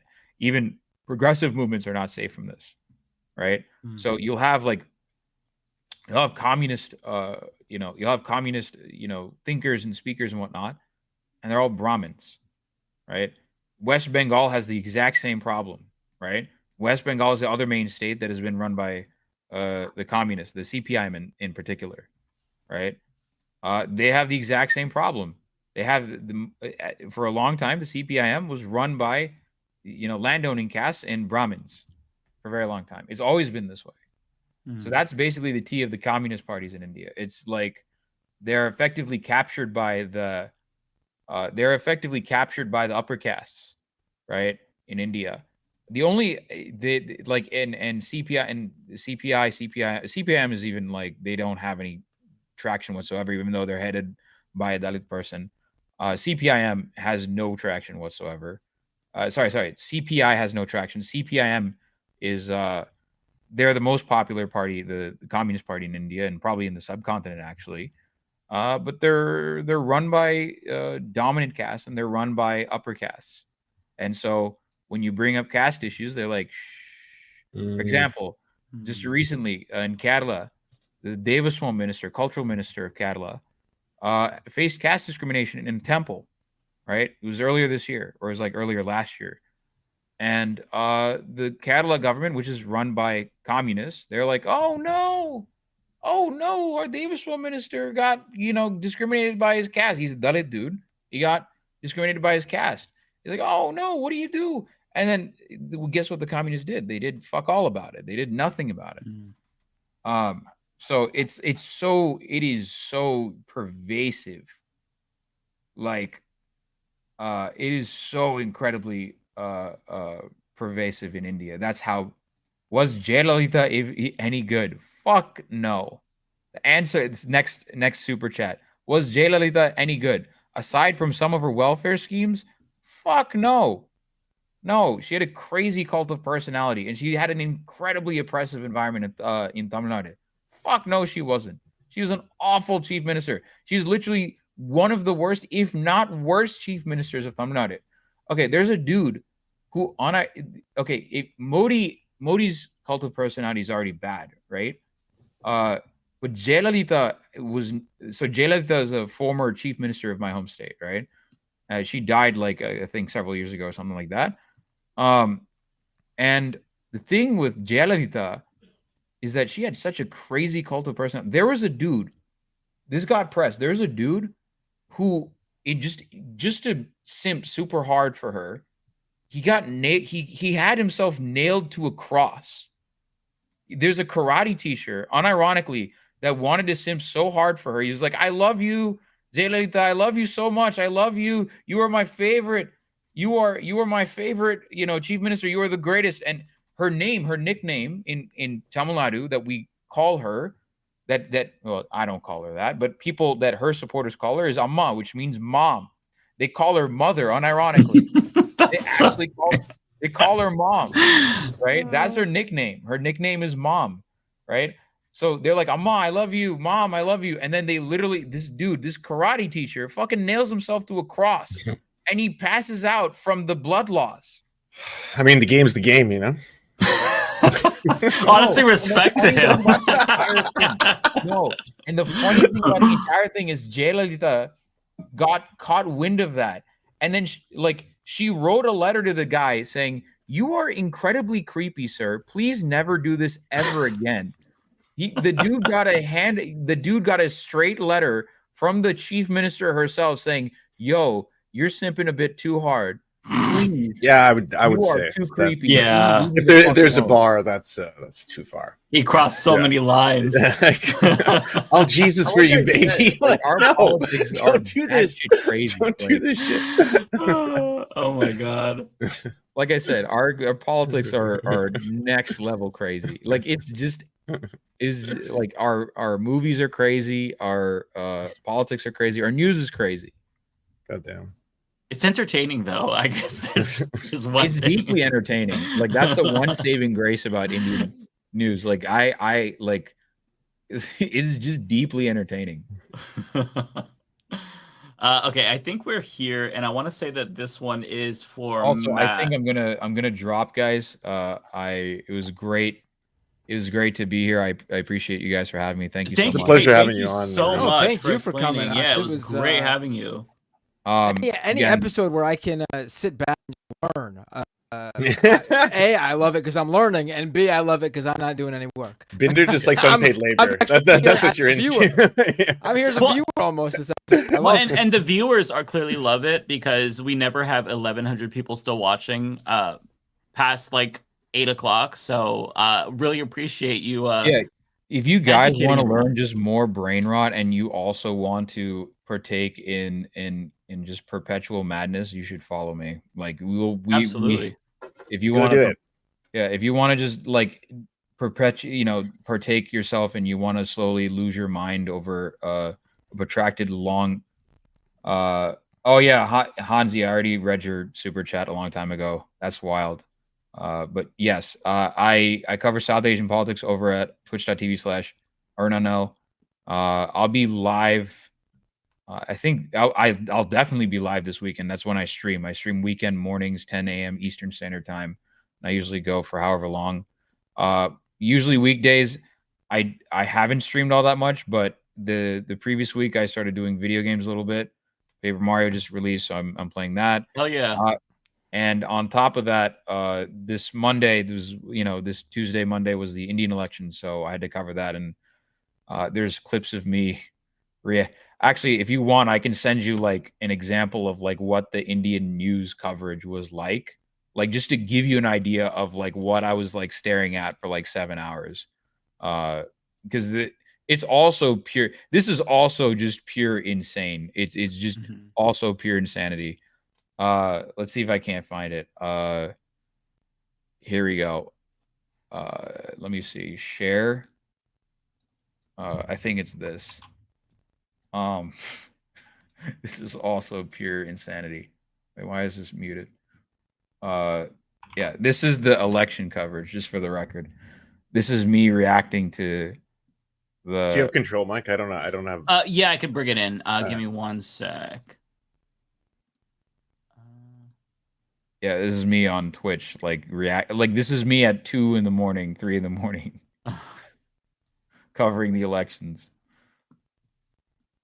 जो उम्मीदवार राम जी हैं वो जीत गए और वो आए थे RLP से हरीश चौधरी लेके आए थे दिलचस्प नहीं है विनोद जी कि हमने बाड़मेर में रविंद्र सिंह भाटी की रैलियों में जो जबरदस्त जन सैलाब देखा उसके बावजूद वो लेकिन हम चर्चा करते थे मैं एक सेकंड मेरा इसी सीट पर आऊंगी रायबरेली से राहुल गांधी और अब काशी से प्रधानमंत्री नरेंद्र मोदी की लीड हो गई है 87,000 वोटों की।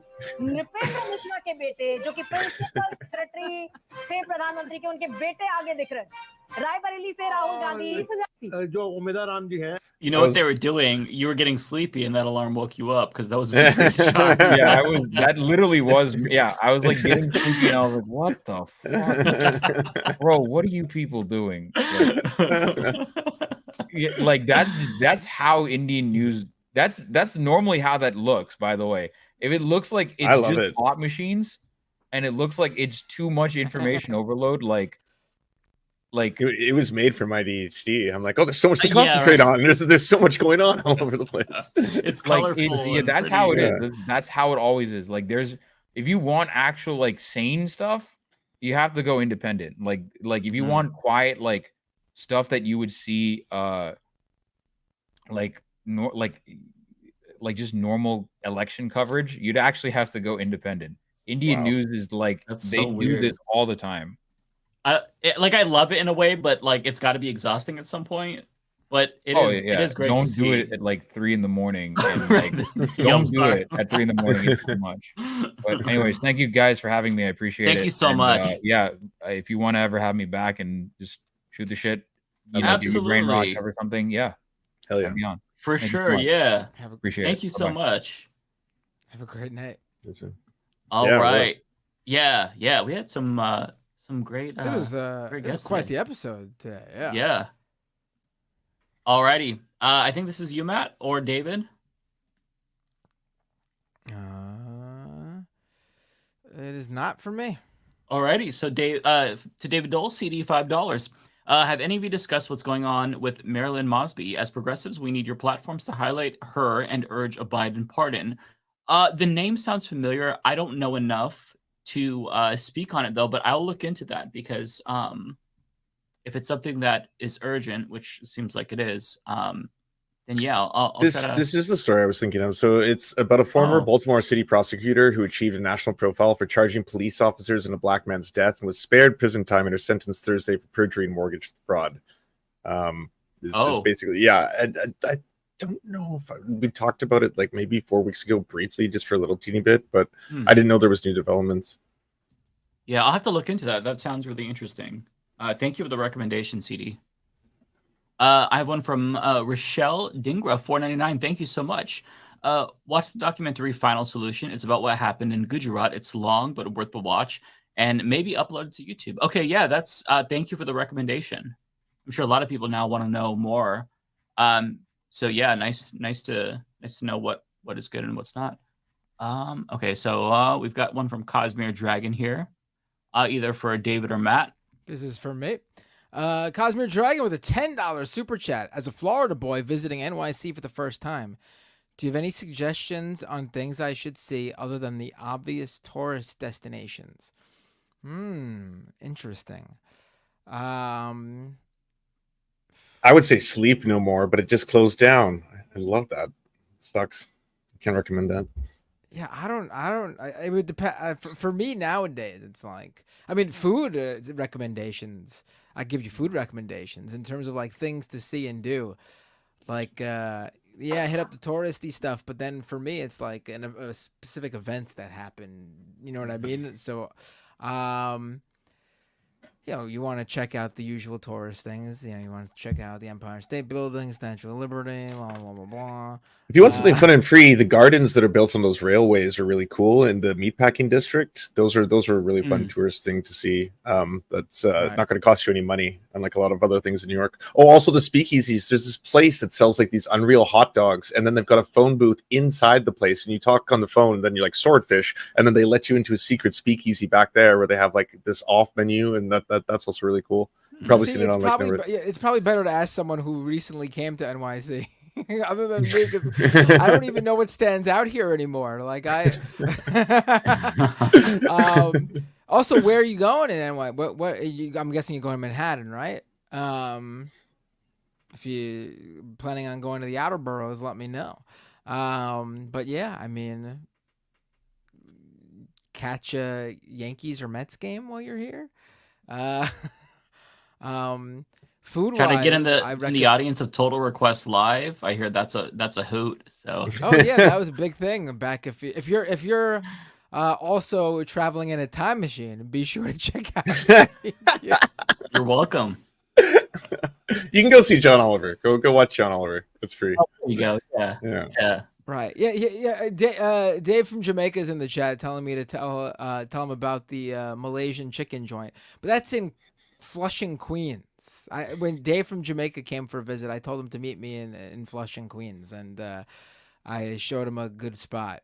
But I mean, if you want jerk chicken, go to Flatbush. Like, I don't even need to recommend a specific place. It's like every block, there's like 4 or 5 incredible places. Flatbush has a lot of good food.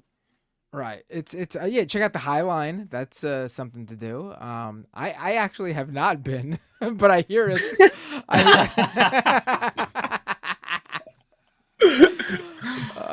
I mean, you live there, so you can go there anytime. So there's not like this urgency to see. Yeah. You know, that's like a new. That's like a. See, I've done all the touristy things when people have come to visit. Yeah. You know, the Empire State Building. I can't tell you to go check out the world, the Twin Towers. You can check out the World Trade Center, but I can't tell you to go see the Twin Towers. But there is there is the World Trade Center. I haven't been actually to, the Freedom Towers. I haven't been to the Freedom Towers. I haven't been to that area at all. I don't want to go there. I mean, I feel like I need to eventually, but I'd rather not. Seems depressing. Yeah. We've got another one for you, Matt, or for David. EO Matt, I think it's for me, right? It is not for me, no, but I'll read it. I already started reading it. EO Man's Code 84 with a $10 super chat for David Doel, so I won't be saying thank you, but good job. Kavernacle and Katie Montgomery, loving the Brit representation and happy to now add ArunAnnow to my ArunAnnow, to my roster. Looking to leave the U.S. and move to either Canada or Scotland next year. Any advice? Well, I can't give you advice on that one, and I'm sure David Doel could just give you the advice about Canada. I can try to facilitate it. I don't know anything about Scotland, but the only shitty I'd recommend coming to Canada. The only shitty thing is Canada's got worse immigration laws than the U.S. does, so you'll learn pretty quickly about how intense they are. You're gonna have to come illegally to Canada. Yeah, and how fucked up they are. Yeah, exactly. I can't recommend that, but life finds a way. Mm-hmm. I'm just kidding. Canada, as a potential future citizen / refugee, I would never disrespect the laws in Canada. Okay. T King with $2. This you, Matt? Yes, it is. Okay. T King with the super chat. Enjoy the multiple guests. Please do more again. I thought both guests were great. I actually think we should have done. I didn't book the guests. I think we should have done separate shows for each of them. They both. We'll bring them back individually, though, for sure. Yeah. So I actually would. I disagree. I think we should have one guest on an episode. I think it's too much when we do two. Not hitting. This was a great episode. I just feel like we could have got deeper on either Kavernacle or Arun, and we they split their time. But we'll have them both on again for sure. Yeah. For sure. I mean, if we were doing a panel where it was a specific topic we're all talking about, we could have multiple guests on. But I think if we're going to bring on two guests that have two completely separate things to talk about, they should each be their own episode. Both are very timely because of the elections. But yeah, I agree. I think that we'll split it up if it's really big topics like that. The next one here is from 180K Chan, $5. Thank you. I'm just going to take my leave before y'all keep going because right. I got to take Chico out. He's looking at the door. I love you both. I'll see you next Thursday. All right, take care, man. Right, yeah, see you next Thursday. All right. I live in Phoenix, Arizona, and it seems politicians curbside advertising, not stating what party they're affiliated with. Yeah, that's interesting to me. They probably get a sense that both parties are not popular and they're trying to not turn off people who see a particular label. So, yeah, I'm curious to know how that works for them. I do have another one. This is for from Boggled Connect. It's just $1, no message.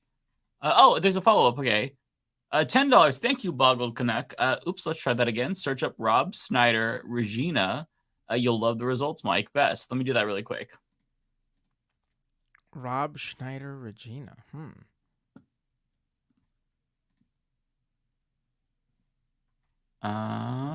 Okay, so I'm getting Rob Schneider's set at Regina fundraiser leads to apology by organization. Oh, Rob Schneider booed, pulled off stage during charity. It keeps happening to him. My God. That's funny. I'll have to look into that further. Okay. We've got another one here. Guamu with a super chat. I think that's 100 Mexican pesos. Thank you, Guamu. The Kavernacle showing Leftist Mafia that there's no reason to be afraid of close-ups. He does have a close-up camera setup. You know, if I had it set up in the with the camera position, it probably would look better. I don't like just the zoom that StreamYard does when it's like this. That's too much. But you would have to set up the physical camera in the right angle if you're going that close. Like he had it set up at an angle. I don't need the close up straight on like this. It's like it's zooming in way more than the camera itself would too when we do that. Right, so it just is very. So I'm not anti close ups. I'm anti how StreamYard zooms into this angle. So we have one from Taco Facefart, $2. What politician has the nicest feed? I don't know. I don't think I've ever seen any of their feeds, but I could tell you who has the grossest feed, and that'd probably be John Fetterman. Easy question there. In terms of who has the best feed, I don't know. It's something that I've never thought about literally until this very moment. I'm sorry, but I'm not even gonna. Yeah, I'm not a foot guy, so I couldn't tell you. We do have no message here from Beautiful Machines. Oh, Beautiful Machines. That's for me. Thank you so much. Is that $7.99 Australian? Wow. Seems like it. I think it is. We've got Andrew S. with $5. Thank you, Andrew. Happy Pride. Parasocial question for the guests. What types of media are you enjoying lately? So for me, I honestly have not really been watching as much political commentary, but when I do watch it, it's usually Kyle or David. But I watch a variety of things, some gaming YouTubers, Spawnwave. I watch some Lego YouTubers, Brixie, Emmasaurus. I watch a variety. I appreciate that, Mike. Thanks for the shout out. Well, hey, that wasn't a diss. Yeah, I don't watch all that much political commentary, but when I do, it's definitely not Matt Binder. No, I absolutely do tune into you when I do catch you live. I did tune into you when you had a dude doing a Trump impression that was funny as hell because it sounded exactly like Trump, but like a prepubescent Trump, and it was very entertaining. Thank you. I appreciate that. If I catch you live, I absolutely tune in. Okay. How much Humanist Report videos have you watched lately? Huh? Oh, I don't even pretend to watch you. So. That's fair. No, I do. Usually it's whatever pops up when I log on to YouTube. That's kind of how it is. Yeah. I don't really go to. I'm subscribed to your channel, so I get your stuff. And if something pops up and I'm like, ooh, I want to know about this, I do watch. Yeah, it's the same way for me. Like if I'm just queuing up, I have YouTube Premium, so I have like a queue. I just find a bunch of things, add it to my queue, and cycle it. It's whatever's in my like subscription feed or something like that. Or if somebody's live, I'll just click that. So it's just if I happen to be, listening or watching at the time. It just depends. Look, in the chat right now, Schoolie Mom says, I catch Binder on Majority Report. Never remember he has his own channel. Great. That's awesome. Thank you. No, I do appreciate you watching me no matter what, wherever it may be. But I do have my own channel. It is, I will be honest, the reason the channel is not that big, I've grown this channel strictly via live streams, which is not the usual way to grow a channel. Which is impressive to grow that much through live streams, though, honestly. Because that's tough. I appreciate that. I get no growth through live streams, so... I do need to, and I am going to do it. I'm getting set up. I'm actually configuring some stuff so it'd be easier for me to do quick videos and just like get them up. Yeah, for me, I don't watch live streams just in general as much, but I always watch clips. Like I'm never able to catch Majority Report live or when you're on Majority Report. But if there's a clip, then that's how I end up seeing it. So yeah, it depends on how it's available, really. Okay, so we've got Wanda here. I think this is for you. Wanda M, thank you so much, Wanda. This was an amazingly international masterclass. Well done, Leftist Mafia and guests. I mean, it was all the guests this episode. Like, really, we did nothing. We didn't even ask that many questions. I think like each of us asked one question. Like they just knew, and then they took like questions from the you guys. You guys asked more questions than us. You guys, like this was our guests really took the reins, especially New. He really shined. I didn't know a lot of this stuff. It's not like with Indian politics. I'm completely like I just know that Modi bad. Yeah, basically same. Yeah, it's very complicated. So it was really nice to like get that information from him and kind of like break us away from our American perception. Because for me, like a lot of the way that I guess rationalize politics of other countries is like, how does it compare to the United States, right? That's just like I have a background in comparative politics, so that's always what I do. Like, okay, how does this guy compare to Trump? How does this party compare to Democrats versus Republicans? So it's nice to kind of like break away from that and really draw these distinctions and explain like how dangerous Modi really is. So yeah, I really thought that was super insightful. Yeah. We've got one super sticker here. I don't see it. So thank you, Looney Tunes 9000. That one's for me. Thank you so much. I appreciate it. Got the 100% super sticker. Oh, nice. And Tokyo Han sends me 1,000 yen. Thank you, Tokyo Hans. Just want to throw some love over to my favorite gay streamer in Pride Month. Well, thank you so much. I appreciate that. JCass, $2. Thank you. Tried tres leches cake yet? I have not. It's amazing. It's awesome. It's wonderful. I really need to. The best. It is my favorite cake. It's really good. It's my favorite. Might be my favorite. It's up there. One of my favorite desserts. It's hard as an Italian. It's hard for me to discount the cannoli, or So I had to stop myself before I said it was my favorite, but it's definitely up there. Probably. I'm not saying cannoli is my favorite either. It's just they're both up there. Mm-hmm. No, cannolis are good too.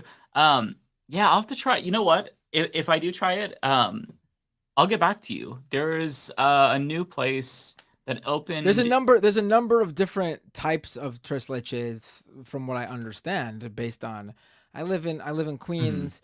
Go to Jackson Heights. That's where you get a good tres leches.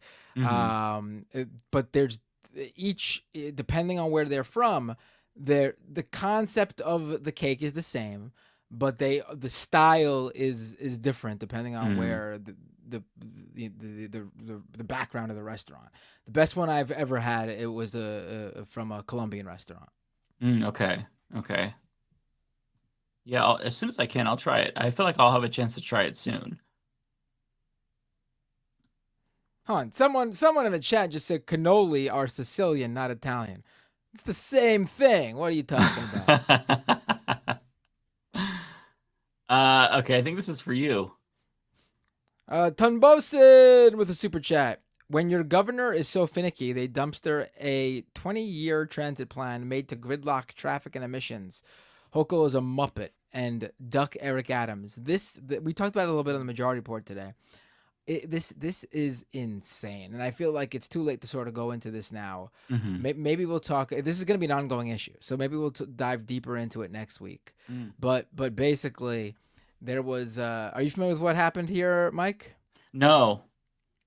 Okay, so New York City was finally about to roll out the first in the nation congestion pricing in New York City at the end of this month. Basically, if you were to enter via car, if you were driving to Manhattan below 60th Street, you would be charged a $15 fee, like a toll. And this was going to be used to fund MTA work on public transit. Studies showed it was going to be great for New Yorkers, for their health, for the environment, for public space.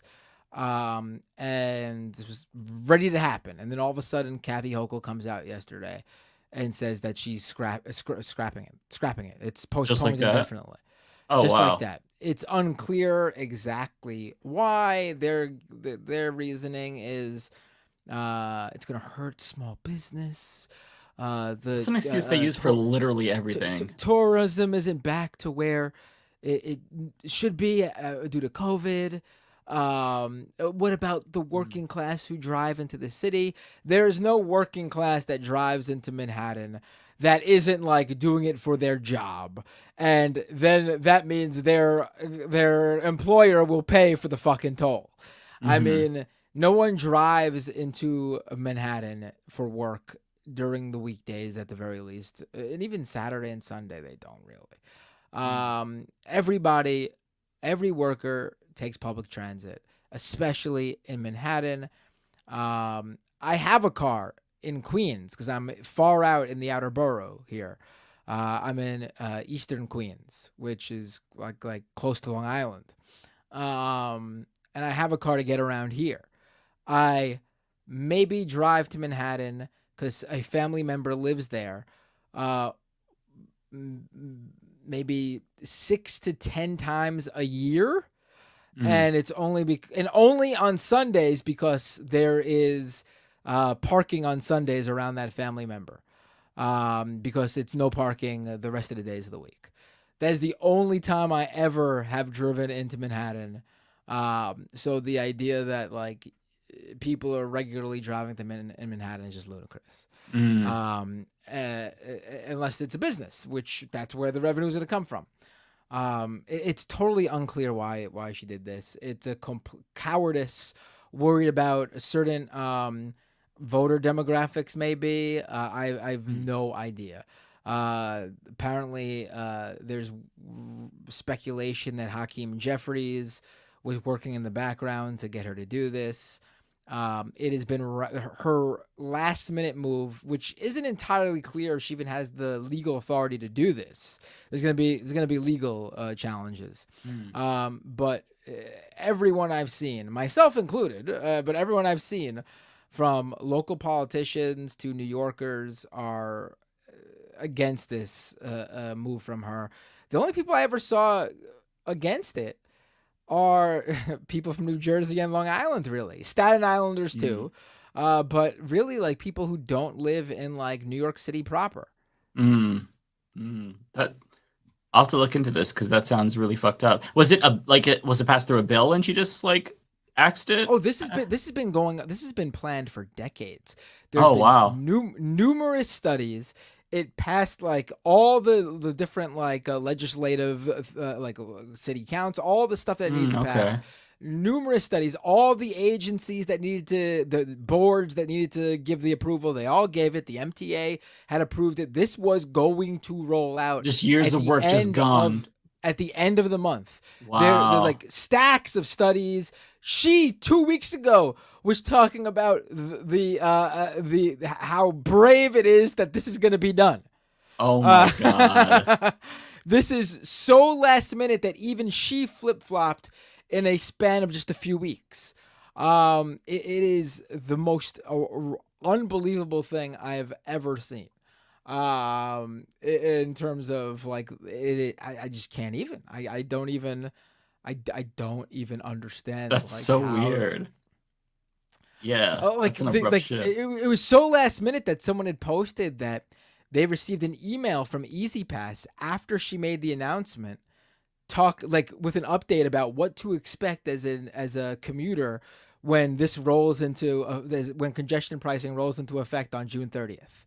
Like, the agencies that were planning it didn't even get advanced warning from her, so that they weren't even able to stop like their email updates to their to their customers.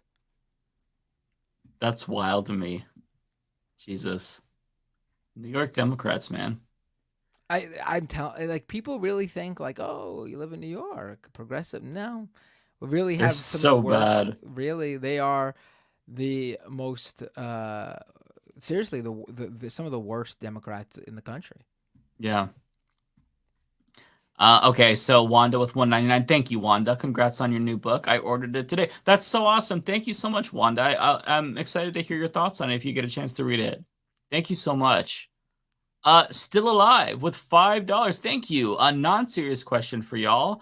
Has anyone of you played the original Legend of Zelda on NES Famicom? Game Region? Of course I did. I played it when I was really young. I didn't get very far, though. I've never, like, beaten it or anything. But, yeah, I played it for sure. Jay Cash, the super chat. Shout out to Kav. Great work, bloke. Zia Spots with $5. Thank you so much. It's so weird for the last half to not just be jokes, but I'm here for it. Yeah, sometimes we can be, very loud and giggle throughout the episode. Other times we can be serious. We have many suits. So we got that one. And then we've got one from Looney Tunes 9000 with a super chat. Great guests. Love the Cav. And I hear Mike is going on the Letter Hack to discuss his book at the end of the month. Oh, are you? Yeah, Letter Hack reached out. So I'll be teaming up with him in the near future. Very nice. Hansi with a super chat. Arun, I'm Ryan Khan's distant nephew, no lie. What? Really? Oh, I think Arun read this on the That's interesting. If they're not lying. We got another one here that was for Arun. Thoughts on Dev Patel's Monkey Kate Man. Hartley says, Arun, thoughts on Dev Patel's Monkey Man? I've heard it was amazing. I haven't seen it. I heard it was good though. Yeah, I'm really excited to see that. Kowalski with $9.99. Thank you, Kowalski. A little disappointed that Arun did not cover more of India's agricultural issues, like the dying glaciers. The North bread is at risk. What's India's climate change position? Is it regional? We'll have to get him back here so you could ask. Yeah. JHL FSC with a $10 super chat. We can have a G side or we can have a G side plus ethnic cleansing by a theocracy in the U.S. Why do some people think it'll be fascism instead of democracy that'll give the left a second bite at the apple? I don't think that. Yeah, I don't think people necessarily think that. I think that they're just really disillusioned right now, and they're trying to find some way to like make their voices heard. Because I haven't seen many lefties be like, "Oh, it'll be better under Trump." Like, there's accelerationists, but I don't think that's a lot of people. I haven't felt this disillusioned and disengaged since like I don't know, maybe like 2004. Honestly. Yeah, like there's like we are moving backwards on a number of issues that we progressed on in the past decade. There is literally nothing to look forward to.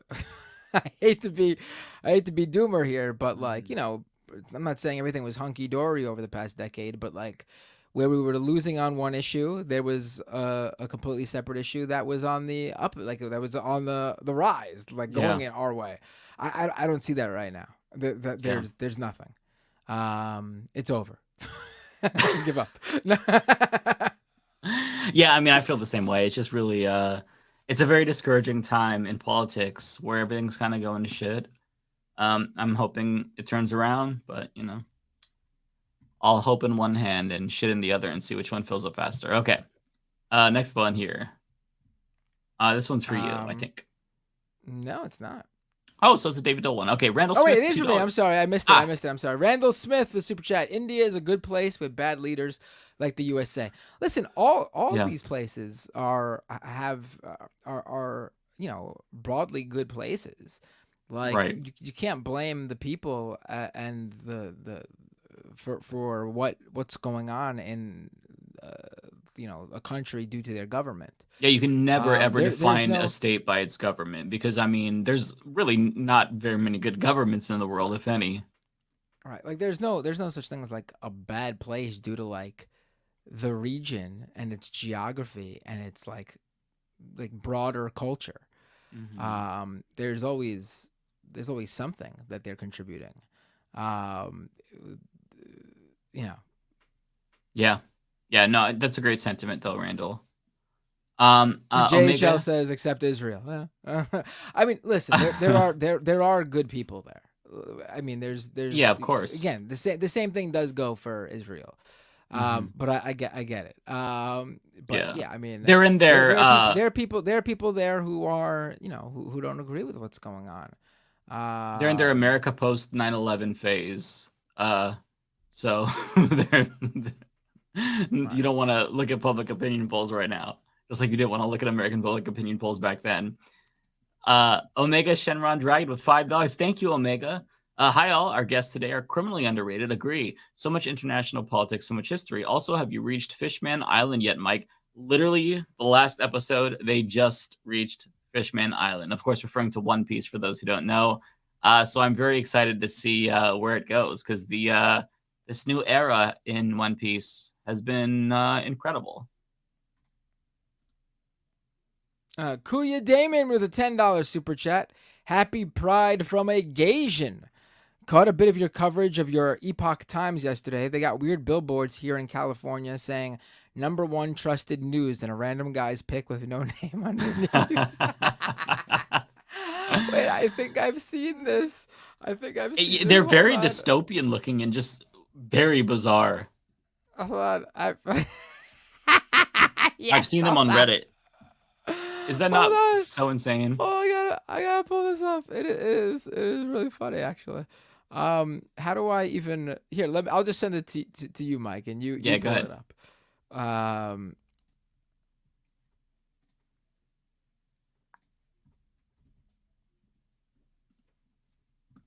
It is very random. This is the one that I saw on Reddit. There's actually, no context for who this guy is.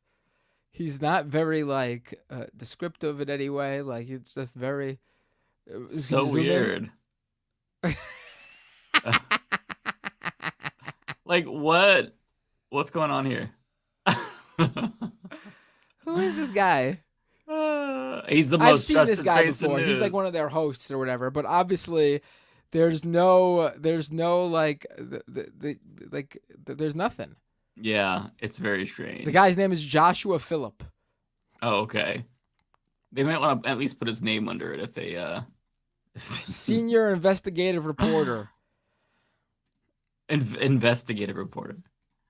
Okay. For anyone who doesn't know, I did a episode earlier this week on the Epic Times chief financial officer being arrested for running a large money laundering scheme where he used crypto and stolen funds on prepaid debit cards to give Epic Times over or around $67 million. Brazen as fuck. Got another one for you. This is for me. Natchiket with a super chat. Felt like meeting your school teacher outside of school. Funny seeing India coverage. Thanks for having Arun on. 5 more years of fascism. Here we go. Oh no, we'll be covering India a lot more. I get the sentiment. That's a pretty good analogy, actually. I just didn't really know anyone who knew it as who invited Arun on. Was it you or was it Lance? It was Lance. Yeah. I didn't know of anyone who had such deep knowledge from this perspective, from our ideological perspective, and it was great. Yeah, it's so fascinating. Yeah. Because there's so I had a very surface level understanding of Indian politics. So it's really nice to be able to pick his brain. Because there's a lot going on, and him having knowledge in other countries as well is also really, really awesome. Got a super sticker for you. Oh no! Wait, my AirPods just died. Hold on. Hello? Do you hear me? Yeah.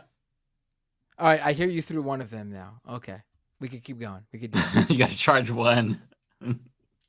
Yeah, it happens. I think the super sticker is for you. Is it? It is. It is not. It's not for me. Oh, okay. Well, it's for David Doel then. I can't see it, but thank you for the super sticker regardless. Also, we've got one for Lance from Tokyo Han. Some money for my favorite buy streamer in celebration of Pride Month. We'll let him know. Thank you. And then he also missed this from Alderman Gomez. 5 gifted memberships. Lots of love to Lance. This one is for me, Anonymous Bastard Society, $5. Thank you. Will you guys bring Dead Domain on the show? I would love to bring on Dead Domain. I'll have to reach out. We're both mutuals on Twitter. I should see if she wants to come on for Pride. Because we've got, this is just, the beginning of the month. That'd be awesome to bring her on. I would love to talk to Dead Domain. Still alive with $5. Is Lance aware that he resembles a skinnier version of Biff from Back to the Future? Well, to me anyways. Hello, McFly. I don't know. I don't see Biff. I just see young Brendan Fraser with Lance. That's all I can see. If you Google, I see young Brendan Fraser. I don't see Biff. Yeah, if you Google 90s Brendan Fraser, I mean, and you put a picture of Lance next to him, I wouldn't be able to tell the difference. They look very similar, yes. Yeah, you could fool a lot of people. Lizzie Bennett with $5 about jerk chicken in Flatbush. Check out Little Caribbean area of Flatbush. How I know this? My husband's Caribbean. Highly recommend. Okay, well, there you go. So whoever sent that earlier, there you go. Anupam with $9.99. Thank you.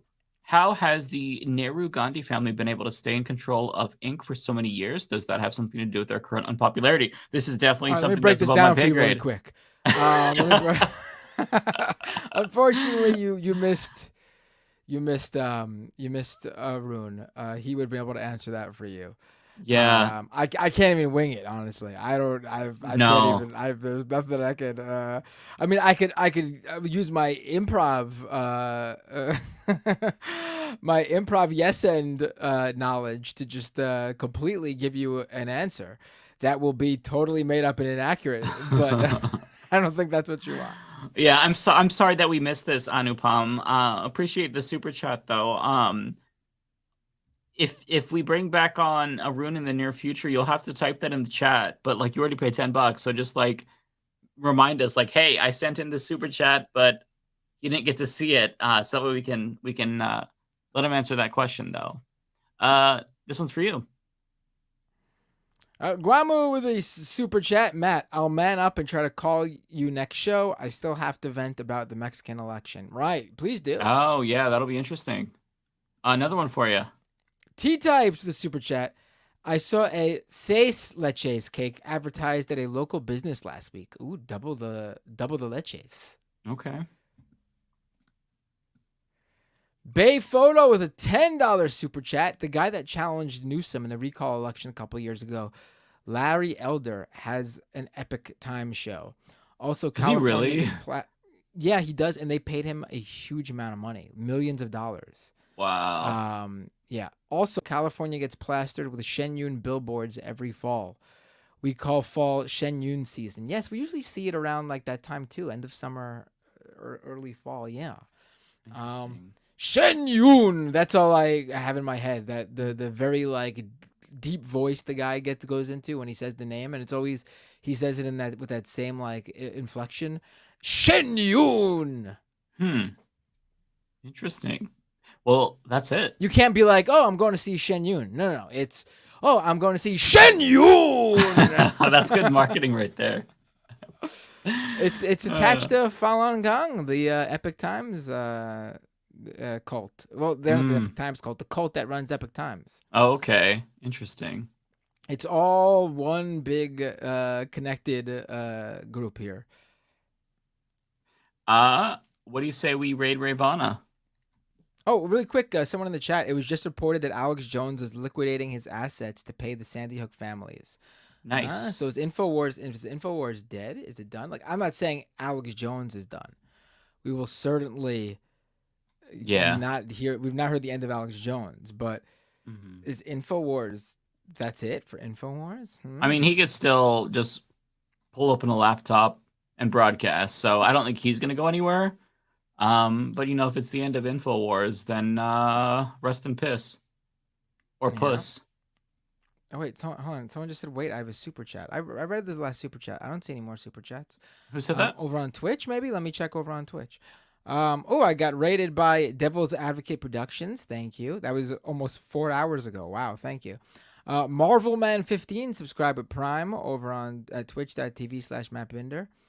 And that's it. I don't see any more super chats. Who did I not? Are you sending one and you're trying to get us to stick around so you could get it to me? I don't know what you're talking about. Yeah, I don't see anything. But no, I think we read it all. Yeah, that's it. All right. All right, You want to raid Ravana? Hold on. Who's on? Ravana? Is she still Yeah, on? she's on. Where? I don't see her. I don't think she's on anymore. Oh, okay. You see her? I don't. Yeah, I see her. Let me refresh just to make sure.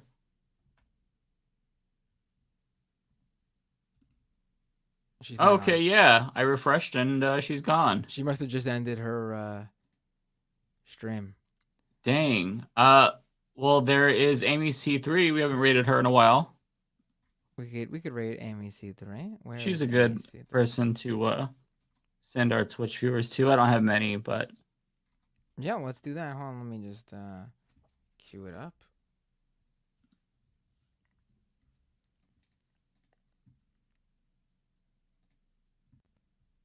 oh, here we go. Hey Matt, wait, hi there's from the one more. Bronx. Super Platano man. Hi, hey Matt. Hi from the Bronx. I remember you in your band days. Whoa, awesome! Wow. We got to talk. Reach out during my stream, and we'll see what you know me from. And cool. Wow.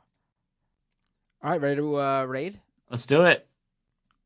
Oh wait, where is my? I lost the thing. Oh, I forgot to press the start raid button. Did you do it already? I already rated her. Yeah. All right, hold on. 7, 6, 5. All right, everybody. Take care. Have a great night. Hold on. I'm hitting it right now. Take care, everyone.